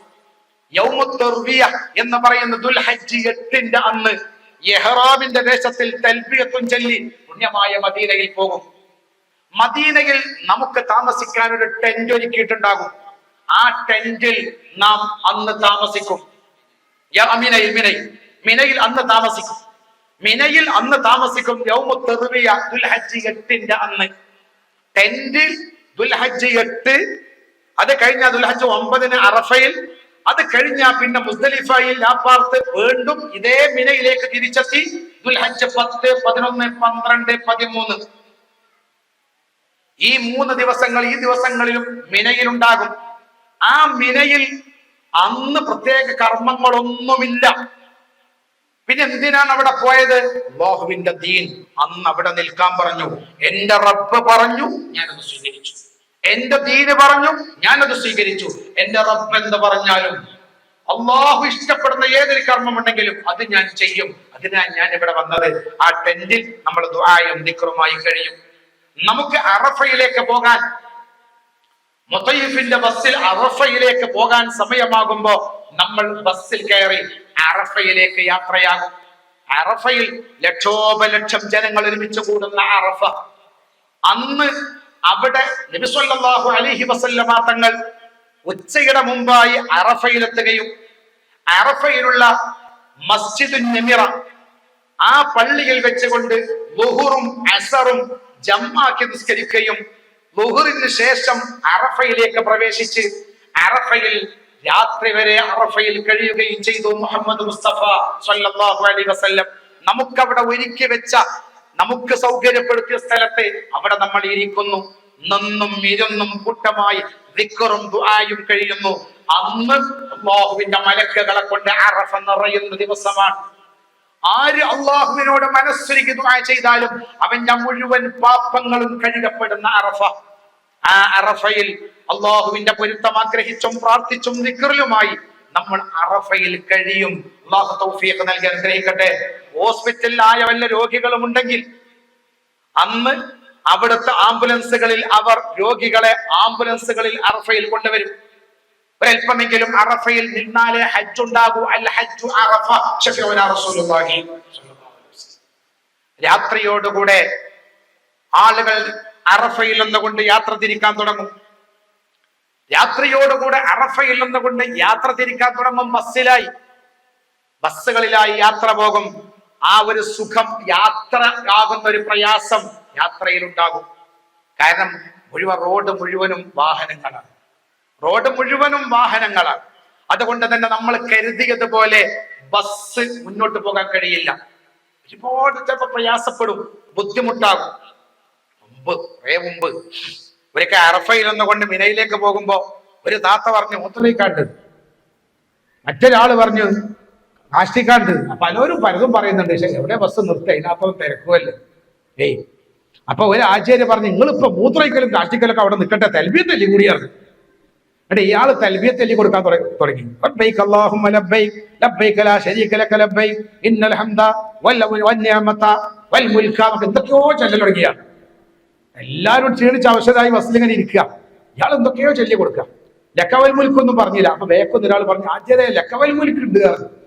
അപ്പൊ ഈ ആചാര്യ വേക്കന്റെ ലക്കമുൽക്കേറ്റ് പാത്താൻ മുട്ടിട്ട് ഇറങ്ങുന്നത് ഈ മൂലേറി ക്ഷമപയന്ന് കേട്ടിട്ടില്ലെങ്കിൽ ഇതൊന്നായിട്ട് തൂച്ചു വരുന്നത് പറഞ്ഞു മുമ്പേ. അത്രയും ചിലപ്പോ ഈ അറഫയിൽ നിന്ന് മുസ്ദലിഫയിലേക്ക് പോകുന്ന ആ ഒരു യാത്ര ക്ലേശകരമായിരിക്കും, പ്രയാസകരമായിരിക്കും. പക്ഷേ അതന്നെയാണ് ഹജ്ജ് എന്നങ്ങ് കരുതിയാൽ അത് സന്തോഷമായി മാറും. തൗഫീഖ് നൽകട്ടെ. അതങ്ങനെ അവിടെ നിർത്തിക്കൂടെ ചെഞ്ഞളകണോലി അളകിക്കൊണ്ടേയിരിക്കും. അമീറും ഉണ്ടാതെ ഇവിടെ നോക്കിയിരിക്കും. ഇവിടുന്ന് വയലാണ്ടോട്ടുണ്ടാവും, അവിടുന്ന് വയലാറിയാൻ പറ്റില്ല. അവിടുന്ന് ക്ഷമ വയലാൻ ചൂട്ടാനെനിക്ക് കിട്ടില്ല അമീറിന്റെ. കാരണം ഇയാളിങ്ങനെ ആരളിക്ക് നിൽക്കുമ്പോൾ അയാൾ എടുത്ത് പോയിട്ട് ക്ഷമിക്കണം എന്ന് പറഞ്ഞാൽ അവിടെ അറിയില്ല. നേരെ മറിച്ച് ഇവിടുന്ന് ക്ഷമകളൊക്കെ പറഞ്ഞു കൊടുക്കും. ഇവിടുന്ന് പറഞ്ഞല്ലോ, ശരിക്ക് ഹജ്ജ് എന്ന് പറഞ്ഞാൽ ക്ഷമ, അനുസരണ മനസ്സ്. ഇപ്പൊ ഇവിടെ പറഞ്ഞല്ലോ, ബസ് നാളെ രാവിലെ 7 മണിക്ക് ബസ് വരും, നമുക്ക് എല്ലാവർക്കും ഇന്ന സ്ഥലത്തേക്ക് പോകണം, മദീനത്തേക്ക് പോകണം, അല്ലെങ്കിൽ ഇന്ന സ്ഥലത്തേക്ക് പോകണം എന്ന് പറയും അമീർ. 7 മണിക്ക് നമ്മൾ ബസ് ഇറങ്ങും, താഴത്തേക്ക് ഇറങ്ങും. 7 മണിക്കും ബസ്സില്ല, 7:00ക്കും ബസ്സില്ല, 8 മണിക്കും ബസ്സില്ല. അപ്പൊ നമ്മൾ ഇരുന്ന് അങ്ങനെ പുറക്കെ എടുക്കും. നമ്മളെ സ്നേഹിതന്മാരും കൂടെ റൂമിൽ രോഗിയായിട്ടുണ്ടാവുമല്ലോ. പരിപാടി നമുക്കറിയില്ല കണക്ക്. ഇവര് 7 മണിക്ക് എന്ന് പറയുന്നത് ഇവർ അവിടെ ഇവിടെ ഇങ്ങനെ നടക്കും. ഇവരെങ്ങനെ തന്നെയാണ്. ഇപ്പൊ അറ്റോൻ പറയും, നമ്മക്കും അറിയണമല്ല പണ്ടാ തെങ്ങൻ കൊച്ചിയിൽ മേമത് മൂലിയർ ഉണ്ട്, അതേമാതിരി ഉണ്ടായത്. മറ്റുള്ള പൂളക്കള്ളിയിലെ കുഞ്ഞേമത് മൂലിയരും അങ്ങനെ തന്നെ അല്ലായിരുന്നു. ചുരുക്കത്തെ പറഞ്ഞ അവിടെ ഇരുന്ന് ഈമത്തും ജമീമത്തും പറഞ്ഞ് ഇതുവരെ ചെയ്തൊക്കെ പത്തിലും. അങ്ങനെ 8:30 മണിക്ക് ബസ് വരും, എല്ലാരും കൂടി കയറിപ്പോയി. നാളെ വീണ്ടും സിയാറൻ 7 മണിക്ക് ഇറങ്ങണം. അപ്പൊ തന്നെ ഒപ്പമുള്ളവരൊക്കെ ഒന്ന് സിസ്റ്റം തുടങ്ങും. 7 മണിക്ക് ഇറങ്ങണമല്ലോ നാളെ. ഇന്നത്തെ 7 നമ്മൾ കണ്ടതല്ലേ. അങ്ങനെ ഈ 4 ആളുകൾ റൂമിൽ ഇരുന്നുകൊണ്ട് ചർച്ച ചെയ്തിട്ട് ഇറങ്ങി വരൽ എത്ര മണിക്കറിയാം? 8 മണിക്ക് താഴത്തേക്ക് നോക്കുമ്പോ താഴത്തെ ഒറ്റ കുട്ടിയില്ല. നമ്മളെ ഒപ്പം പോണ ആൾക്കാർ ആരും ഇല്ല. അല്ല, നമ്മളെ ആഴ്ചമാരൊക്കെ അവർ റിസപ്ഷനിൽ ഇരിക്കണമല്ലോ പറയും, ഓലൊക്കെ ബസ് കയറി പോയല്ലോ. എന്താ ഇത് പരിപാടി? ഞാൻ പറയുന്നത് എന്തോ അലക്കൊക്കെ വന്നാണ് ഇവിടെ. ഞാൻ നാട്ടിൽ നിന്ന് പൈസ കൊടുത്ത് ഓല കൊടുത്ത പൈസ അല്ലേ ഞാൻ കൊടുത്തത്. സത്യത്തിൽ ഇയാൾ 7 മണിക്ക് അവിടെ ഇറങ്ങി വരേണ്ടിയിരുന്നു. ഇന്നലെ വരുന്ന വഴിയിൽ ബസ് തിരക്കായ അവിടെ ഈ ബ്ലോക്ക് ആയതുകൊണ്ട് എത്താൻ വൈകിയതാ. അതിലൊന്നും അമീറിനോ ദാറുൽ-ഈമാനിനോ അതിൽ നിങ്ങളെ കൊണ്ടുപോകണം ആർക്കും അതിലൊന്നും ചെയ്യാൻ പറ്റൂല. ബ്ലോക്ക് ആയി കഴിഞ്ഞാൽ എത്തണ്ടേ നമ്മളറിയില്ല. ഇന്ന് ബ്ലോക്ക് ഒന്നുമില്ല, കൃത്യസമയത്ത് എത്തിയതാ. അപ്പൊ നമ്മൾ മുൻകൂട്ടി തന്നെ മനസ്സിലാക്കിയാൽ മതി. 7 മണിക്ക് ഇറങ്ങാൻ പറഞ്ഞാൽ 6:59 ഞാൻ അവിടെ 9 മണിക്കേ പോവുള്ളൂ, വരെ ഞാൻ അവിടെ ഇരിക്കും, അങ്ങോട്ട് പോവും എന്ന് മുൻകൂട്ടി തീരുമാനിച്ചാൽ മനസ്സ് ശാന്തം. കഴിഞ്ഞതിൽ മദീനയിലേക്ക് പോകുമ്പോ ഞാൻ ആ ഉംറയിലേക്ക് പോയപ്പോ ആചാര്യന്മാരൊക്കെ പറഞ്ഞു, മദീനയിൽ പോയാൽ ചിലപ്പോൾ ഭർത്താവിനുള്ള സൗകര്യം ഒന്നും ഉണ്ടാവില്ല. ഒരു റൂമിൽ 10 ആക്കൊരു കക്കൂസൊക്കെ ഉണ്ടാവുള്ളൂ, സഹിക്കാൻ സന്നദ്ധരല്ലേ വെച്ചു. 10 ആക്കൊരു ക്ലോസറ്റ് ഇട്ടിട്ട് സഹിക്കാൻ സന്നദ്ധരല്ലേ എന്ന് വെച്ചു. എല്ലാരും പറഞ്ഞു ആയിക്കോട്ടെ, പ്രശ്നമൊന്നുമില്ല. നോക്കുമ്പോ 4 ആക്കൊരു കക്കൂസിട്ടാൽ ഒരു സന്തോഷം എനിക്ക്. ഓല് പറഞ്ഞു താത്ത പറഞ്ഞ 10 ആക്കെന്നൊക്കെ പറഞ്ഞു. ഇവിടെ വന്നപ്പോ 4 ആക്ക് കിട്ടിയത് അൽഹംദുലില്ലാ. നേരെ പക്ഷെ ഞാൻ പറയാണ് മദീന നല്ല ഉഷാറായിരിക്കൂടാ, നല്ല റാഹത്തായിരിക്കും, വലിയ ബുദ്ധിമുട്ടുണ്ടാവില്ല. 4 ആക്കട്ടെ പറയേ, 4 ആക്കൊരു കക്കൂസ്, ഞങ്ങളെ പേരിൽ ആകെ 2 റൂമേ ഉള്ളൂ, 4 കക്കൂസ് എന്ന് പറയും. നേരെ മറിച്ച് അതിന്റെ പ്രയാസത്തെക്കുറിച്ച് മുൻകൂട്ടി തന്നെ നമ്മളെ മനസ്സിൽ ധാരണയുണ്ടെങ്കിൽ, ഇപ്പൊ ഹറമിലേക്ക് പോയാല് ചിലപ്പോ സംസം വെള്ളം ഉണ്ടാവും, അപ്പുറത്ത് സംസം ഉണ്ടാവും. നമ്മളെ പെണ്ണുങ്ങൾ പറയും ഉസ്താദേ ആ പെണ്ണും അങ്ങനപ്പുറത്തുള്ള ആ പെണ്ണുങ്ങളൊക്കെ അതൊക്കെ സംസാരിക്കണം, ഞാൻ സംസാരം എടുക്കട്ടെ. അപ്പൊ നമ്മളെ കൂടെ ഉള്ള ഉസ്താദ് ചിലപ്പോ നമ്മോട് പറയും വേണ്ട നമ്മൾ എടുക്കണ്ട, അവിടെ നിന്ന് നമ്മോട് നിൽക്കണം. പക്ഷെ നമ്മളവിടെ നിൽക്കുമ്പോ എത്ര മിനിറ്റ് നമ്മളവിടെ നിന്ന് ഇറങ്ങല് 10-15 മിനിറ്റ് ആ നൃത്തം നിന്നു. ആ സമയത്ത് ആരൊക്കെയോ വെള്ളെടുത്ത് പോണ്ട്. അപ്പൊ ഈ താത്ത മറ്റേ താത്താണ് പറയാണ്, വിലരങ്ങനെയാണ് ഒരു തുള്ളി വെള്ളം എടുക്കാൻ അയച്ചില്ല. കാരണം നമ്മക്ക് എന്തേ വെള്ളം എടുത്താല് ഓലൊക്കെ എടുക്കാൻ വേണ്ടി നമുക്ക് എന്താ വെള്ളം എടുക്കാൻ പറ്റൂലേ. സത്യത്തിൽ ഉസ്താദ് നമ്മളോട് പറയുന്ന ഓരോരോ കർമ്മങ്ങളും നമുക്കൊരു ബുദ്ധിമുട്ടും വരാതെ കാര്യങ്ങൾ ചെയ്യാനുള്ള ഉപദേശങ്ങളാണ്. പക്ഷെ അത് നമുക്ക് പെട്ടെന്ന് മനസ്സിലാവൂല. എന്താ ഉസ്താദ് അപ്പൊ വെള്ളെടുക്കാൻ പോകരുതെന്ന് പറഞ്ഞറിയോ? നമ്മളെ നാട്ടിൽ നിന്ന് പോകുന്ന പെണ്ണുങ്ങൾക്ക് ഒരു പ്രത്യേകത ഉണ്ട്. ഒരാൾക്ക് പാത്താൻ പറ്റിയ എല്ലാവർക്കും പാത്താൻ പറ്റും. ഇപ്പൊ ഈ കൂട്ടത്തിൽ ഒരു താത്ത ഞാൻ മുദ്രയിക്കാൻ പോകാനാണ് കണ്ടോട്ടെ എല്ലാവരും പോകും. ഈ നമ്മുടെ നാട്ടിന്റെ പ്രത്യേകത ഒരാൾക്ക് മുട്ടിയ എല്ലാവർക്കും. അപ്പൊ ഒരു താത്താനോട് അവിടുന്ന് വെള്ളം എടുത്തോളി എന്ന് പറഞ്ഞാൽ മറ്റേ താത്ത ചോദിക്കൊന്നുമില്ല. കുപ്പിടിക്കാണ്ട് ഓൾ അപ്പുറത്ത് പോകും, മറ്റോൾ അങ്ങേപ്പുറത്ത് പോകും, മറ്റോൾ അങ്ങേപ്പുറത്ത് പോകും. ഇനി ഇവിടുന്ന് കഴിച്ചലായി കിട്ടണമെങ്കിൽ 1.5 മണിക്കൂർ വന്നിട്ടുണ്ട്. കാരണം അവിടെ പോയ താത്ത വരണം, അപ്പോഴേക്ക് ഇവിടെ നിന്ന് താത്ത വണ്ടിയിട്ട് അവയെ വരണം, മറ്റോടത്ത് പോയ താത്തനെ പിടിച്ചോണ്ടിരണം. എല്ലാരും കൂടി പിടിച്ചോണ്ടിരുമ്പോൾ 1 മണിക്കൂർ കഴിഞ്ഞിട്ട് ബാക്കിയുള്ള കാര്യത്തിൽ ഇറങ്ങാൻ പറ്റുള്ളൂ. ഒറ്റ കാര്യം, ആദ്യം ഒരു പെണ്ണ് ചോദിച്ചപ്പോ പോയിക്കോളി എന്ന് പറഞ്ഞതാ പ്രശ്നം. ഇത് മനസ്സിലാക്കി നമ്മളെ ഉംറയിലോ നമ്മളെ കർമ്മങ്ങളിലോ ഒരു പ്രയാസവും വരരുത് എന്ന് കരുതി മാത്രമാണ് ഉസ്താദന്മാർ നമ്മളെ ഉപദേശിക്കുന്നത്, നമ്മളെ നിയന്ത്രിക്കുന്നവ അത് ചെയ്യണട്ടോ ഇത് ചെയ്യണട്ടോ എന്ന് പറയുന്നത് എന്നൊരു ചിന്ത നമ്മളിൽ ഉണ്ടായാൽ മതി. എങ്കിൽ നമുക്കൊരു പ്രയാസവുമില്ലാതെ നമ്മുടെ കാര്യങ്ങൾ മുന്നോട്ട് നീക്കാൻ കഴിയും. ഏതായാലും അങ്ങനെ അറഫയിൽ മിനയിൽ പിന്നെ തിരിച്ച് മുസ്ദലിഫയിൽ വന്ന് മുസ്ദലിഫയിൽ ഇറങ്ങാൻ പറ്റുന്നിടത്ത് ഇറങ്ങി. നേരം വെളുക്കോളം മുസ്ദലിഫയിൽ താമസിക്കണം എന്നൊക്കെ നമ്മളെ മനാസിക്കിൽ വായിക്കും. നേരം വെളുക്കോളം അവിടെ മുസ്ദലിഫയിൽ താമസിക്കണം എന്ന് പറഞ്ഞാൽ എല്ലാവർക്കും അതിന് കഴിഞ്ഞുകൊള്ളണമെന്നില്ല. ഒരല്പനേരമെങ്കിലും ഉദയത്തിന്റെ സുബഹിയുടെ മുമ്പ് ഒരു അല്പനേരമെങ്കിലും മുസ്ദലിഫയിൽ ഉണ്ടായാൽ കർമ്മം പിടി. അപ്പൊ അത് അവിടെ ഇറങ്ങിയിട്ടോ ബസ്സിൽ ഇരുന്നിട്ടോ എങ്ങനെ ആയാലും മതി. നമ്മൾ അവിടെ ഇറങ്ങണമെന്ന് കരുതി എല്ലാവരും കൂടി മുസ്ദലിഫയിൽ ഇറങ്ങുകയും നമ്മൾ നേരം വെളുക്കോളം അവിടെ താമസിക്കണം എന്നൊക്കെ നമ്മളെ മനാസിക്കിൽ കണ്ട് താമസിക്കുകയും ചെയ്ത് ഒരാളെങ്ങാനും കൂട്ടത്തെറ്റിപ്പോയാൽ എവിടുന്ന കിട്ടുക? ഏതാത് ലോകം? ഏതാണിപ്പോ നമ്മൾ ഇറങ്ങിയ ലോകം? എവിടുന്നാ കിട്ടുക? ഇടങ്ങാറിപ്പോ. അതുകൊണ്ട് തന്നെ നമ്മുടെ കർമ്മങ്ങളിൽ ഒരു പ്രയാസവും വരാതിരിക്കാനുള്ള ഉപദേശ നിർദ്ദേശം മുസ്ദലിഫയിൽ വെച്ച് മുസ്ദലിഫയിൽ എന്ത് ചെയ്യണമെന്ന് ഉസ്താദന്മാര് തീരുമാനിച്ച് ഇറങ്ങേണ്ട സ്ഥലമെത്തുമ്പോ ഇറങ്ങി നമ്മൾ അവിടുന്ന് കല്ല് പെറുക്കും. പെരുന്നാളിന്റെ അന്നും അത് കഴിഞ്ഞും എറിയേണ്ട കല്ലുകൾ നമ്മൾ പെറുക്കുന്നത് എവിടുന്നാണ്? മുസ്ദലിഫയിൽ. ആദ്യം 7 കല്ലെറിയണം. ജംറത്തുൽ അഖബയെ പെരുന്നാളിന്റെ അന്ന് രാവിലെ. അല്ലാഹു തൗഫീഖ് നൽകട്ടെ. 7 കല്ല്. പിന്നെ ദുൽഹജ്ജ് 11, 12, 13 ജംറത്തുൽ ഊല, ജംറത്തുൽ ഉസ്ത, ജംറത്തുൽ അഖബ 3 കല്ലുകളെ ജംറകളെയും എറിയണം. 7 കല്ലുകളെ കൊണ്ട്. ഈ കല്ലുകളൊക്കെ അവിടുന്ന് മുസ്ദലിഫയിൽ നിന്ന് പെറുക്കൽ സുന്നത്താണ്. അവിടെ തന്നെ പെറുക്കിക്കൊള്ളുന്നുണ്ടോ? അതുമില്ല. ഇനി ഒരാൾ പറയാണ് എനിക്ക് അവിടെ അത്ര കല്ല് കിട്ടിയിട്ടില്ല. വേണ്ട. മഹാന്മാരായ പണ്ഡിതന്മാര് ഒറ്റ കല്ലുകൊണ്ട് മുഴുവൻ ഏറെറിയണ മസാലയൊക്കെ പറയുന്നുണ്ട്. ഒറ്റ കല്ലുകൊണ്ട് ഒരു കല്ല്. ആ കല്ലേക്ക് ആദ്യം പോയി ചമ്രനെ എറിഞ്ഞു, പിന്നെ ആ കല്ലെടുത്തോർന്ന് പിന്നെ എറിഞ്ഞു, പിന്നെ ആ കല്ലെടുത്തോർന്ന് പിന്നെ എറിഞ്ഞു. അങ്ങനെ വരെയുള്ള മസാല പറയുന്നുണ്ട്. അതൊക്കെ എന്തിനാ? നമുക്കൊരു പ്രയാസവും വരാതിരിക്കാനാണ്. അപ്പൊ കല്ല് പെറുക്കാവുന്നിടത്തോളം പെറുക്കുക, പെറുക്കാത്തവർക്ക് നമുക്ക് കൊടുക്കാം. സാധിക്കണമല്ലോ അതിനകത്തോളം കല്ല് പെറുക്കാം. പെറുക്കി നമ്മൾ ബസ്സിൽ തന്നെ കയറി നമ്മൾ മിനയിലേക്ക് തിരിച്ചെത്തും. ഇന്നേതാ ദിവസം? ദുൽഹജ്ജ് 10. ദുൽഹജ്ജ് 10 അങ്ങോട്ട് തന്നെ തിരിച്ചെത്തി.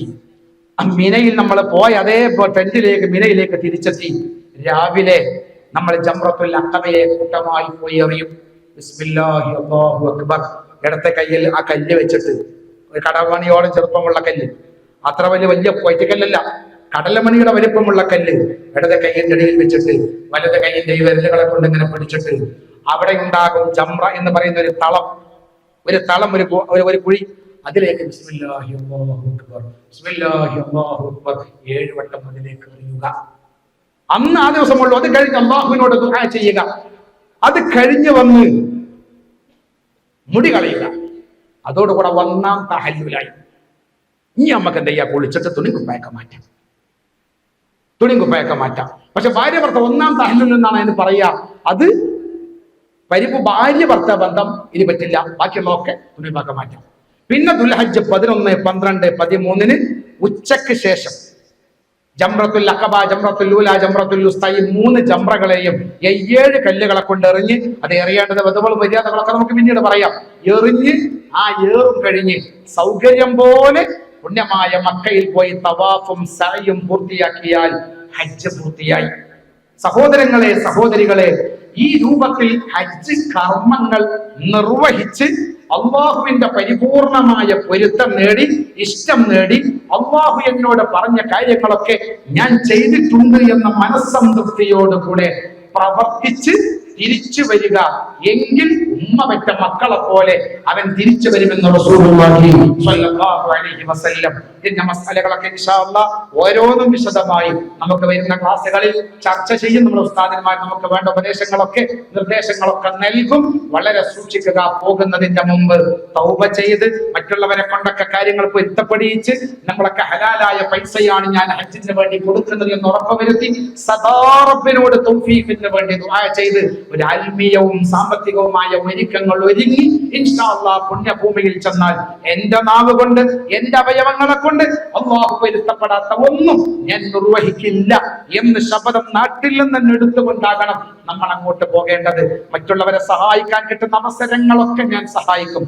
എനിക്കറിയാം, ഒരു ഗ്രൂപ്പിൽ ഏതാനും വയസ്സായ ആളുകൾ വന്നപ്പോ ഒരു മനുഷ്യൻ അയാള് ഹരീബെന്തോ കുടിച്ചിട്ട് വയറിളക്കിയിട്ട് വയറ്റുന്ന് പോയപ്പോ അയാളെ റൂമിൽ കൂടെ താമസിക്കുന്നവരെല്ലാം കൂടി അയാളെ കാഷ്ടം കഴുകുന്നത് ഞാൻ കണ്ണുകൊണ്ട് കണ്ടിട്ടുണ്ട്.